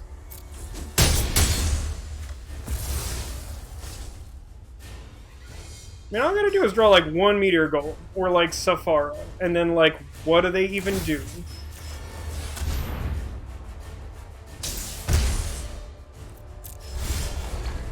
Hey, look, it is my friend the Meteor Golem.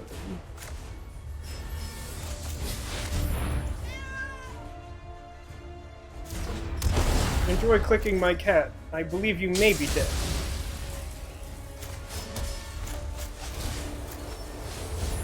Slow rolled you so slow! Rolling down the river. I don't really have good attacks. I guess there's not really a reasonable world in which I attack with the Fathom Fleet Cutthroat and like bluff the wand activation first. Yeah, Octoprophet doesn't really do anything. It's true. Sprite plus Eagle is sort of a combo because Sprite gets additional toughness and is able to activate its ability again. I mean, they honestly just might mill themselves. Like, the deck just doesn't have that much, like, killing power. Let's draw Safara next turn. It'd be fun. Well, drawing, like, any spell is probably good enough, because you start killing their flyers and then whatever. Drawing another Meteor Golem would be good, because I could, like, just get rid of the sleep paralysis. And then, like, have my 3/4 flying blocker again. Okay, scry 2 to the top. Presumably some of their last remaining spells. This has been a good game. I'd be disappointed to lose it, but it's been well fought regardless. I don't think that's that bad for me. I mean, they get to draw another card this turn. But, like, again, like, they have to, like... there's, like, a sincere concern about the milling. Okay, that seems pretty aggressive.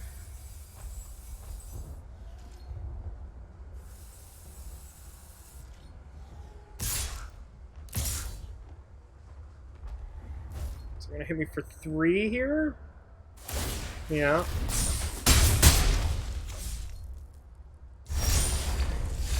That's a pretty good draw. Just a, like, 1 power flying blocker seems pretty good to me. I don't even, like, want to kill the Risen Reef. Like, at this point, it's, like, probably fine. I just want to kill flyers. So let's kill some flyers, you know? You know what I mean?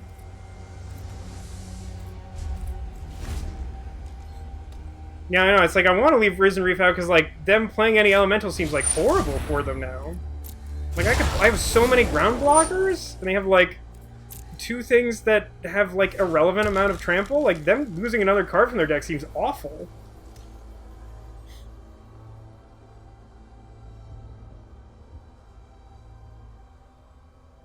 I'm skeptical that they have a trick that they can use to have the Sprite get big enough to kill the Griffin Sentinel that I just played, so I'm definitely going to block Sprite there, make them have it. And, like, hopefully we just draw something good if it comes to that and they really do just, like, have everything. I mean, at this point they've got probably most, if not all, of the spells in their deck. And I think we can still beat them with, like, you know, 2/3 of the spells in our deck. And not even, like, the best ones. How many Fairy Miscreants total? Is it, like, 5? We've seen a lot. 1, 2... Yeah, I think we've seen 5 from them. That's pretty good. Okay. Yeah.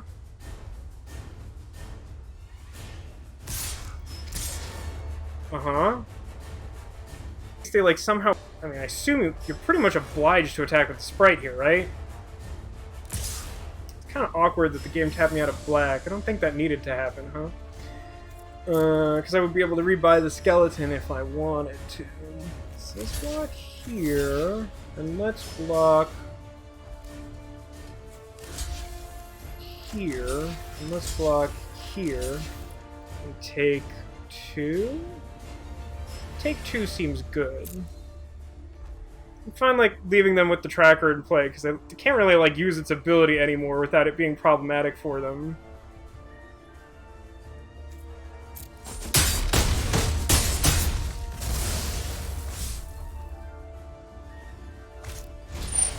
Yeah, that card just, like, stow nothing against me. Congratulations. Hey, look. Gain a life. Could be relevant. I don't know. I'm not your dad. So, yeah. Got this wand. I don't really see any reason to, like, sorcery speed. Kill, I don't think. I don't think that's relevant. I mean, I get to free attack with the Griffin Sentinel, I guess. That's cute, because it has vigilance, so, like, why not?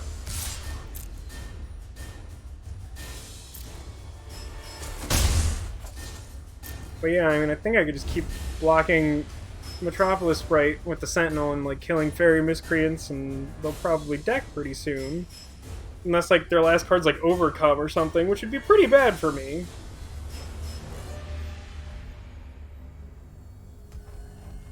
Okay.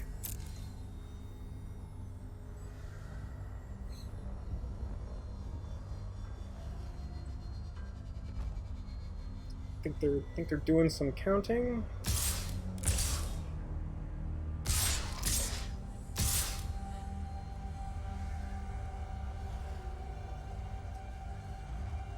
Are they not attacking with the Risen Reef? That seems bizarre to me. Okay, that makes more sense. So let's see. What do I want to do here? Like, double block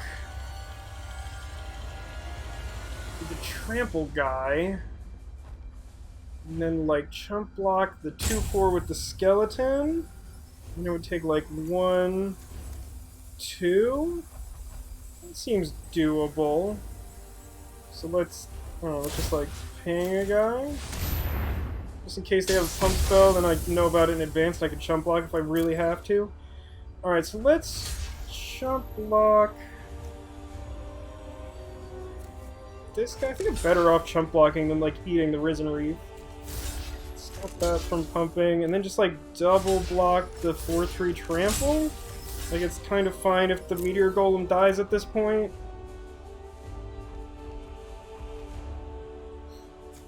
And then just set the stop to remind myself to rebuy the skeleton that's about to die.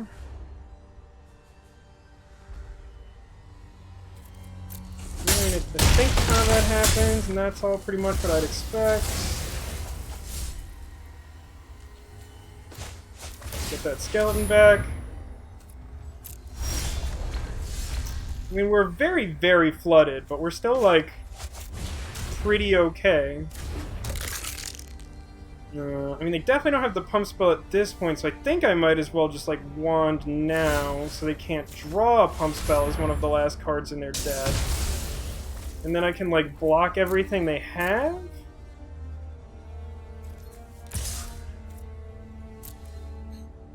Vigilance damage. It'd be very cool if I could not just only draw all of my lands forever, but that's... I mean, I think we're still gonna win. I think.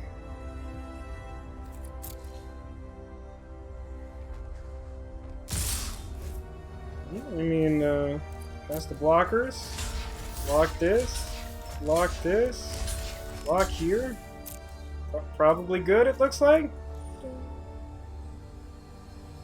Pass.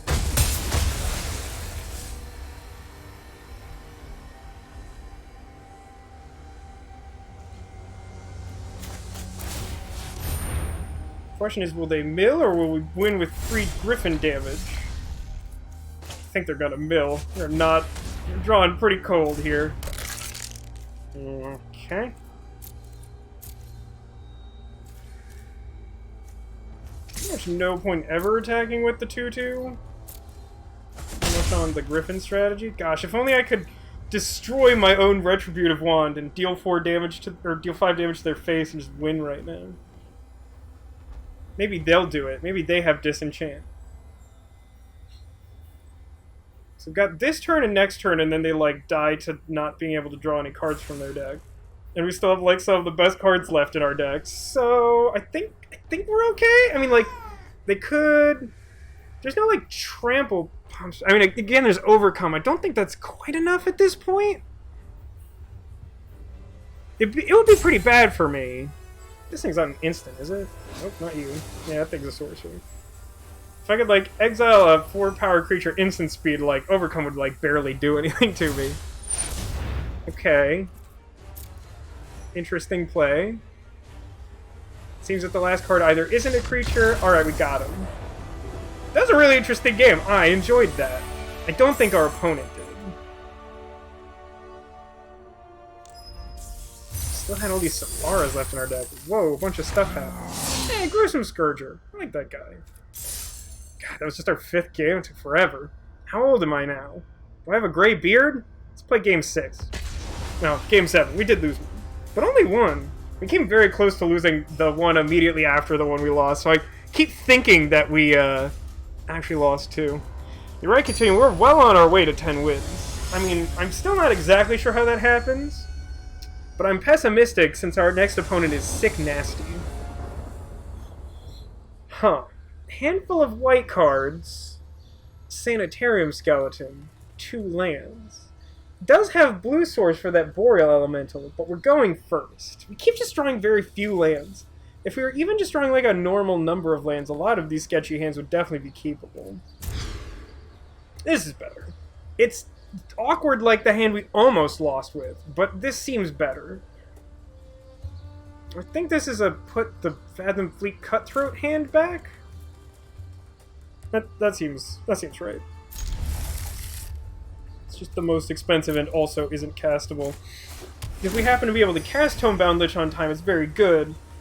So I think it's worth keeping. Definitely keeping the Sentry because it's castable. Uh-oh. Uh-oh. Oh, we don't have one. Our opponent might be on Parry Miscreants again. Took a damage. Really wish I had that wand right now. This is okay. We don't want to ditch to the Tomebound Lich. I guess we get to draw first, right?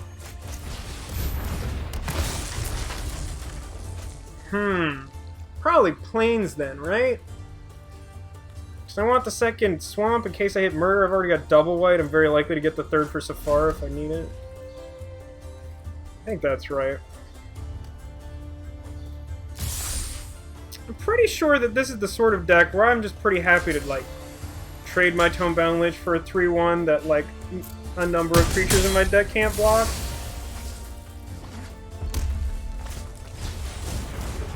Okay. It's not an extremely threatening removal spell. I mean, I think I just played Gorging Vulture here, and really hope not to do something embarrassing, but I think I'm due. Yeah, that wasn't a great one. We lost a card draw card in Sephara. We did get Sanitarium Skeleton, so I guess it's not the worst. It's just not good. So I have a suspicion they're just going to use the Vial here? Not so much, huh? It feels like a pretty easy Boreal Elemental, right? Do I want to attack? Only does 2 damage? Yeah, I think I do. I think I attack here. It's not like the Vulture's going to block the 2/4. And, like, I don't think the Fairy Miscreant's going to attack into the 3/4. That'll be a little bit of a problem. I think it's a 4/4. I'm gonna get to kill it and gain 2 life because of aerial assault being relevant for the first time in my natural-born life.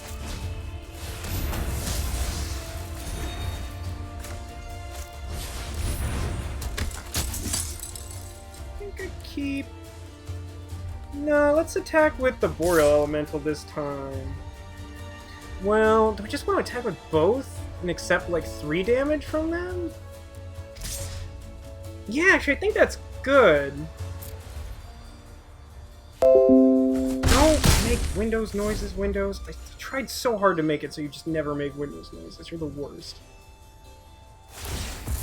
Okay, so now they're just gonna fire that off.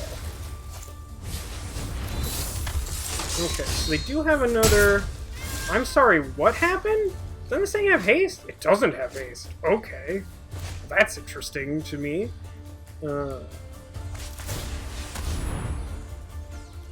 I'll play this as it blocks that guy pretty well. And I'm going to play Evolving Wilds because I might need that additional white at some point. Mostly if I get specifically Soul Salvage to get Safara back. Okay. Stormkin is a little annoying. Could have attacked there, but like I feel like I need to weather a little bit of a storm here. And once I've like whittled down their resources a bit, then I'll be pretty happy to attack. Or I could just like draw some more relevant cards. Which we're a little heavy on land right now. Hey look, a relevant card.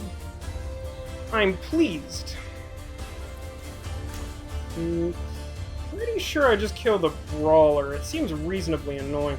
Although maybe I just killed the Lightning Stormkin, because then... Yeah, that sort of keeps the Brawler in check, but like lets me attack with... Flyer. Yeah, I think that's what I want. Yeah, deck thinning for real. It usually doesn't matter all that much, but that was a case where the deck thinning was a relevant part of the decision to play that out then. Not a significant portion, but relevant. I wonder if they'll use their Evolving Wilds to get white and then play that awful destroy tap creature thing for like their entire turn. Doesn't look like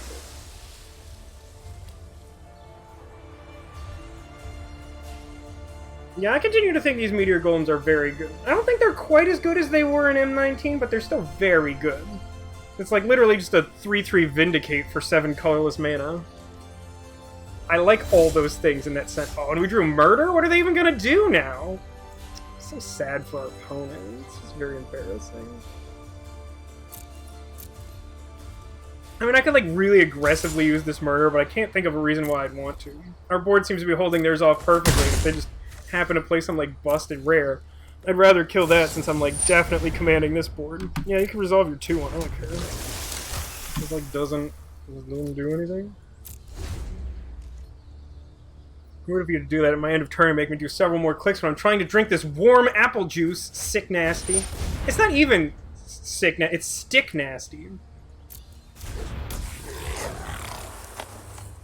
Which admittedly is pretty nasty. I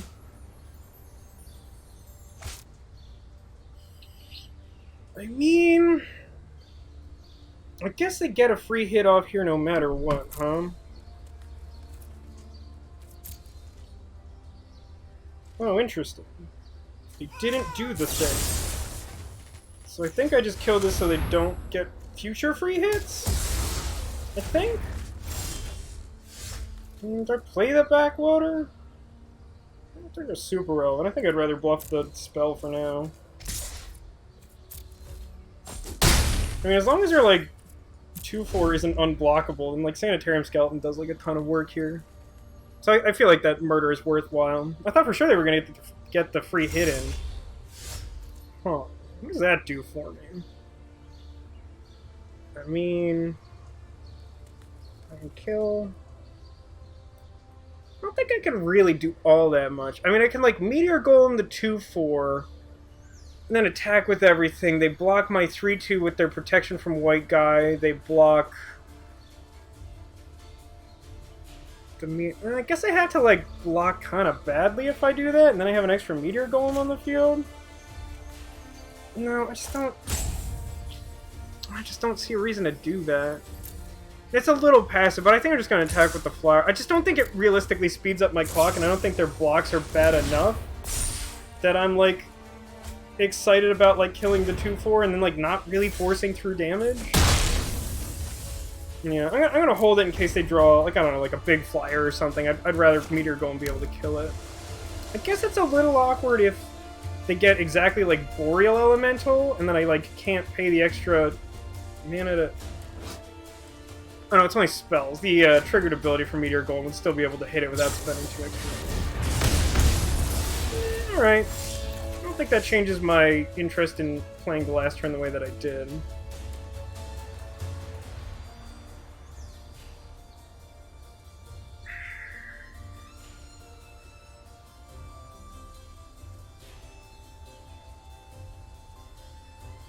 I mean, now if I kill the 2-4...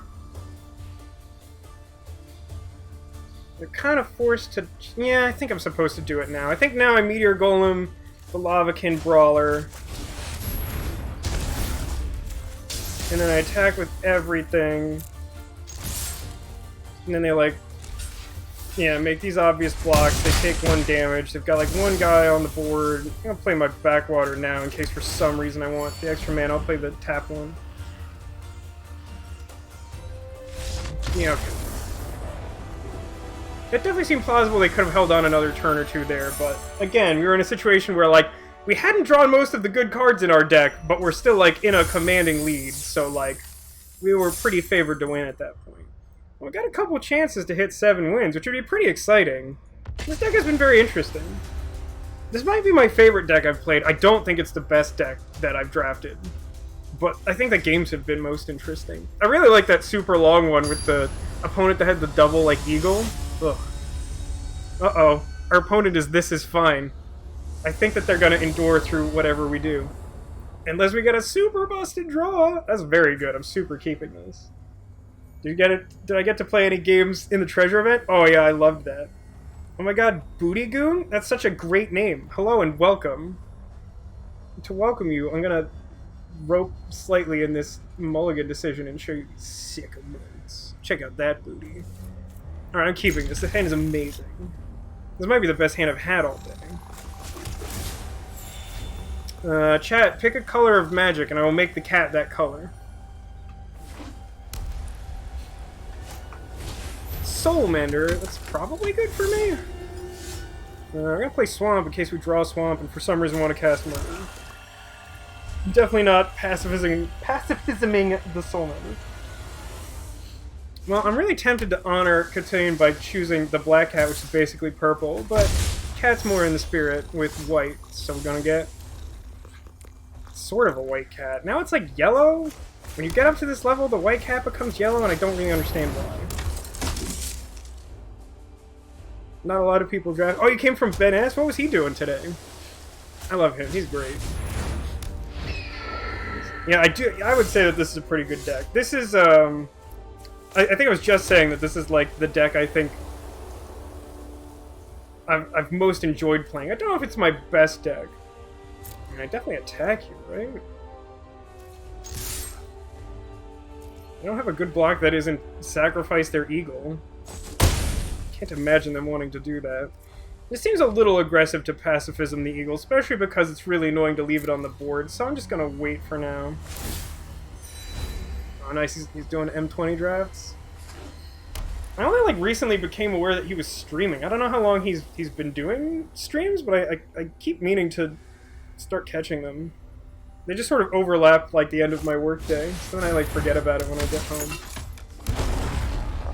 Alright, a green-white deck. Oh yeah, in the Treasure Constructed event I was playing The Pile, which is my, my, like, 5-colored nonsense deck.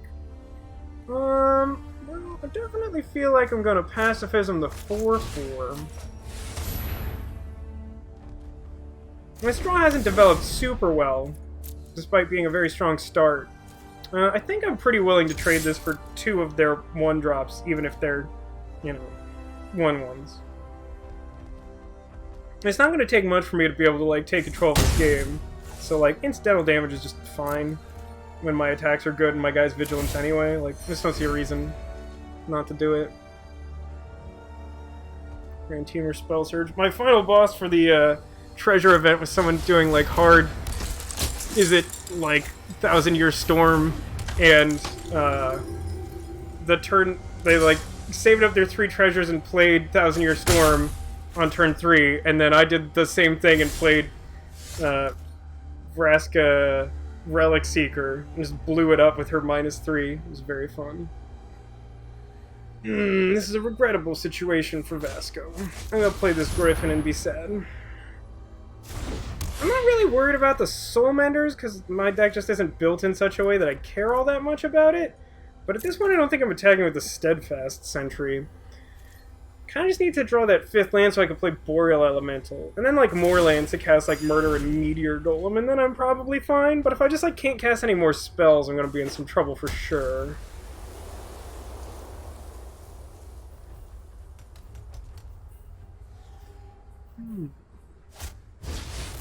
That's very bad for me. Very bad. It's actually not that bad, I guess. It's definitely bad. Not gonna attack with the Soul Menders? It seems to make this attack, like, meaningless. So I'm, like, super gonna trade Steadfast Sentry, since it still does. And then, like, block the other damage, and then just have, like, a bigger Vigilance Flyer? What do they have at 1? Oh, like God's Willing? That doesn't even do that much. I mean, it kills my Sentry, whatever. This seems weird, right? I feel like it's a weird attack.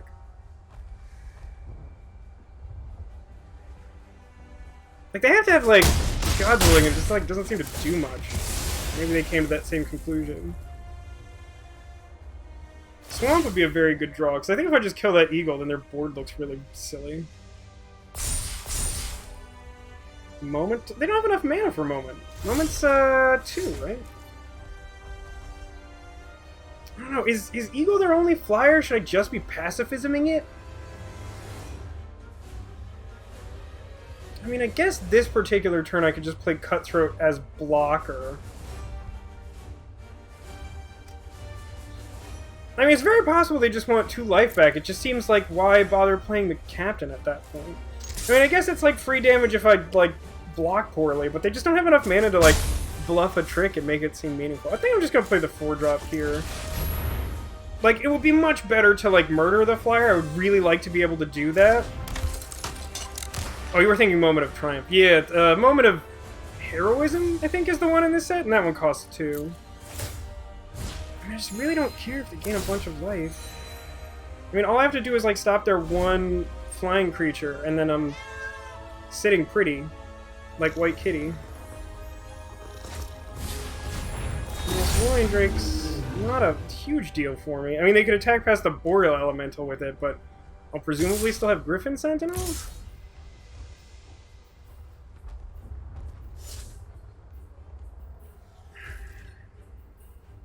Just don't know what I expect them to have that could make it bad to block here. I mean, they could have Moment of Triumph, but I feel like they're playing as if they don't have it. I'm gonna play into this and make them have it, because if they don't, like, I'd rather just not lose 3 life here. And if they do, like, I'm still just, like, a swamp away from just, like, controlling this game at, like, any moment. That works too, you know what? I'm pretty happy with that. Destroy their guy, gain 1 life, continue to attack with free vigilance damage. They do, in fact, have the God's Will. Okay, that's good to know. That makes some sense of their attack before. I don't know if they maybe, like, missed the window and meant to make one of their guys unblockable, but even that I don't think would have been very good for them. So, like, I still feel like that's, like, a weird attack, but, you know, again, I guess it does just get in an extra damage with the flyer on that turn. So it's not, like, bad, it just, like, looks weird.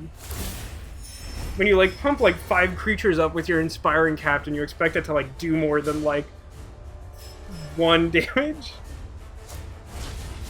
Yeah, I would love to draw Swamp. I'm gonna tap that guy.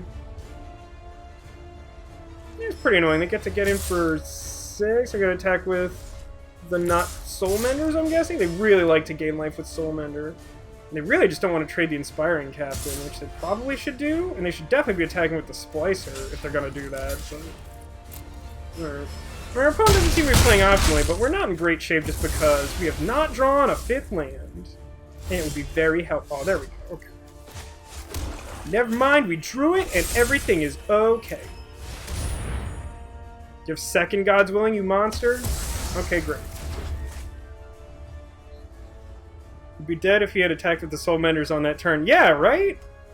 I'd at least be very close. It, like, definitely would have been the correct thing to do, I think. Like, them gaining the life couldn't possibly be more relevant than that. It just seems silly to me. Like, I'll eventually win. My cards are better than yours. You've just happened to draw a bunch of spells, and I've drawn spells that I can't quite cast. Like, I think I'm, like, well in control of this game. Very close to casting that Meteor Golem. And now also, this big boy. Now, regrettably, at the moment, I can't attack past... Oh no, it's Ryan Drake's Protection Red. Why am I thinking it's Protection from Blue? It is blue. It doesn't have Protection from Blue. So yeah, they're like, gonna gain some life back, whatever. Yeah, I think we're in good shape to stabilize. I mean, now, like any land turns on Meteor Golem, we got Pacifism for something like Angel. Like, that seems like a good one to pacify because it doesn't increase the power and toughness of all their other flyers forever while we leave it on the board. Like, that's the thing I wanted to avoid. So let's just, like, that one can't do its thing.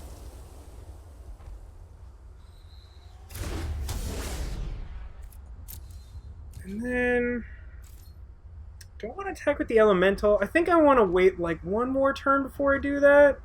I don't think they're likely to attack out, but I just don't want to take that extra damage or risk them running another random captain or something. So I'm going to wait and maybe try and stick, like, Meteor Golem on the board or something. Yeah, you're going to gain a bunch of life. I don't care. That's not what I'm doing here. Drawing that Retributive one would be very good. I would love to draw that. Or like Safara. Well, that's a great target for Meteor Golem, I gotta tell you. Top 10 anime betrayals incoming. It's this one. I promise you it's a Tempsis. Oops. Yeah. Yeah, I still want to wait a little bit longer. I know it's like kind of passive, but my life total is only 7 and they have a lot of creatures. They've already shown us like one group pump thing. It just seems like really easy to randomly die to that, and I just don't want to. Yeah, it's like mildly annoying. I like lots of good draws still. Plains isn't exactly one of them. Don't exactly have anything I want to get back with Soul Salvage yet, so I'm going to wait on that. I mean, I might be able to, like, mill into something good to get with Soul Salvage, which would make Gorging Vulture pull its weight for the first time this draft. That's not true. It was, like, stopping some relevant attackers at one point. Do I want to get back Dawning Angel? That might be good enough. What else would I get back with it? Just, like, the Pirate, because it's, like, a big body?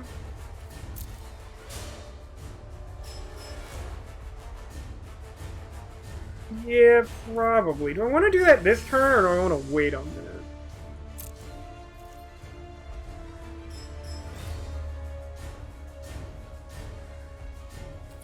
I mean, I'm already at 10 here.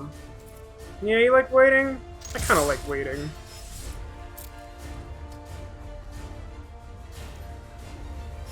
I mean, since I got back up to 10 thanks to the Vulture, I think I'm okay with that.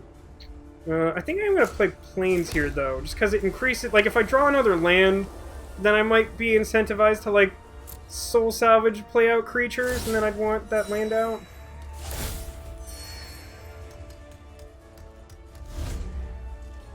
Might be a little greedy to wait on the Soul Salvage, but, like, if anything ever happens to the Meteor Golem, I'd much rather, like, get that back, as an example. Actually, I suppose I should be attacking with the Meteor Golem, huh? Because now I kind of want it to die. Let's attack with... I don't want to attack with everything. It's definitely attack with Golem and Sentinel. If I keep attacking with, like, Elemental? Get Ellie back? Yeah. Attack with Gorger? No, like, Gorging Vulture dies to their double block. That seems loose. Yeah, let's just attack with these. I like this attack. It's still a little passive, but, like, they're at 18 and they have these stupid Soul Menders. And, like, the Soul Menders aren't going to win them the game, don't get me wrong, but, like, they're just annoying. They're making it hard for us to, like, gain traction on their life total. So, like, it makes it harder to justify making, like, a big swing when our life total is, like, much more precarious. Man, we're flooding like a mother over here. 8, 9, 10. Yeah, it's like a lot. And then, like, I think we milled at least one. Yeah. Alright, well, I think it's the same attacks. Nothing's really changed, so I don't know what would change on our end. At least doing this, like, if they're not willing to commit to some sort of multi-block or kill the meteor golem or something, then it's at least, like, dealing them 3 a turn. I'm gonna keep playing out the lands. I might be close to holding one. I do have Tomebound Lich in the deck. But, like, the Soul Salvage play seems relevant. Oh my god. Yeah, I'm gonna hold on to that swamp, but, like, man, we are flooding so much. Hooah. Yeah, it's really close at this point. I think there's definitely an argument to be made for getting back the Angel. And they haven't really shown us removal, which is kind of the thing I was worried about. But, like, honestly, at this point, since they're not presenting any threat to the Meteor Golem, I think I like sticking to this plan. I know, again, it's, like, a little passive, and that's probably not great, but...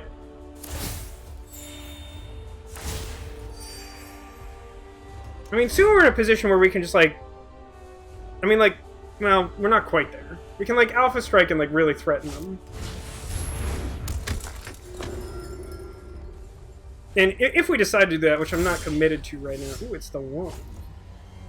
It's the wand, you guys. And I think I'm actually just going to make the same attack as before, and then play the wand, and I can start killing their life gain guys and whatever. And then it's going to be, like, really hard for them to remain stable. Because their board is not very good. Yeah, kind of figured they would chunk block. Are they going to try and, like, trade? I guess that might have been a reason to play the one, but I really don't care if the golem dies. Because then I can just get it back. And they don't even have anything I want to kill that I, like, don't kill with the wand. I think this is fine. I think I'd rather kill 2 creatures than the 1/3 with lifelink. The lifelink doesn't matter. Yeah, I like killing the sprite. Just like an... Especially since it's like a flyer I can't ping to death with the one. Like, I can kill the Drake and then I can just sort of, like, you know, rain on their parade. I could... Actually, yeah, I think I'm going to do this. So we'll play Swamp. I counted this, right? 1, 2... Yeah. So I'm going to buy back Angel and Golem and play Angel this turn. Now, I know I can't use the wand right away, but, like, now I'm, like, really gonna threaten lethal next turn. If they don't, like, do something crazy.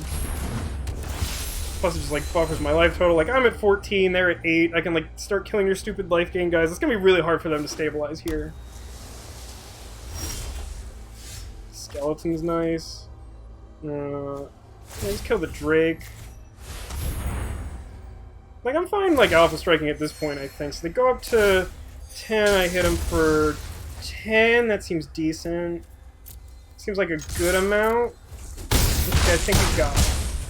Woo! I mean, the patience paid off. I think that might be results-oriented Booty Goon. That's a really good name. I'm, like, kind of jealous. I mean, I really like my name, VascoDaGamer. It's me, playing this draft. But, like, that's just a very good name.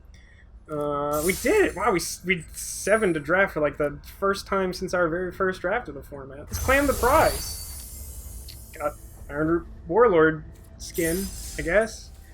Let's open a bunch of pracks! Woo! Oh, but let me address that really quick. I'm not sure that my line is better, but it does pay off in that situation. The reason I like my line...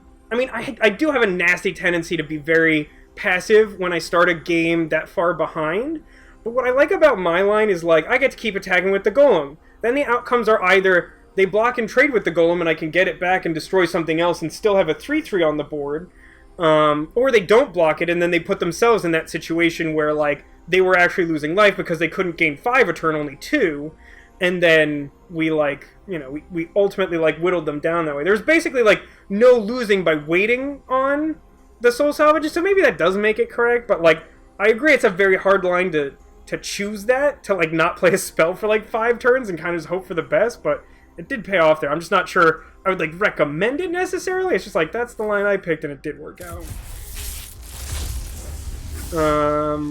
Okay, we got Beetle. I love Ember Hauler. It's like not gonna be good. Ooh, Mythic Wild Card. We sort of got that Chandra I predicted. Potentially. We got another Mythic Wild Card. And a Fencing Ace. Legion's End, I guess. And Chandra Spitfire, an uncommon wild card, which I tend to spend a lot of for some reason. And a sweet Pirate Minotaur. I don't know if I'll end up playing a Pirate Minotaur deck, but I do love pirates and I do love Minotaurs, and I do like that one Pirate Minotaur. And 2 of those at my pre-release sealed, and it was interesting. Ooh, another Voracious Hydra. That's a pretty good one.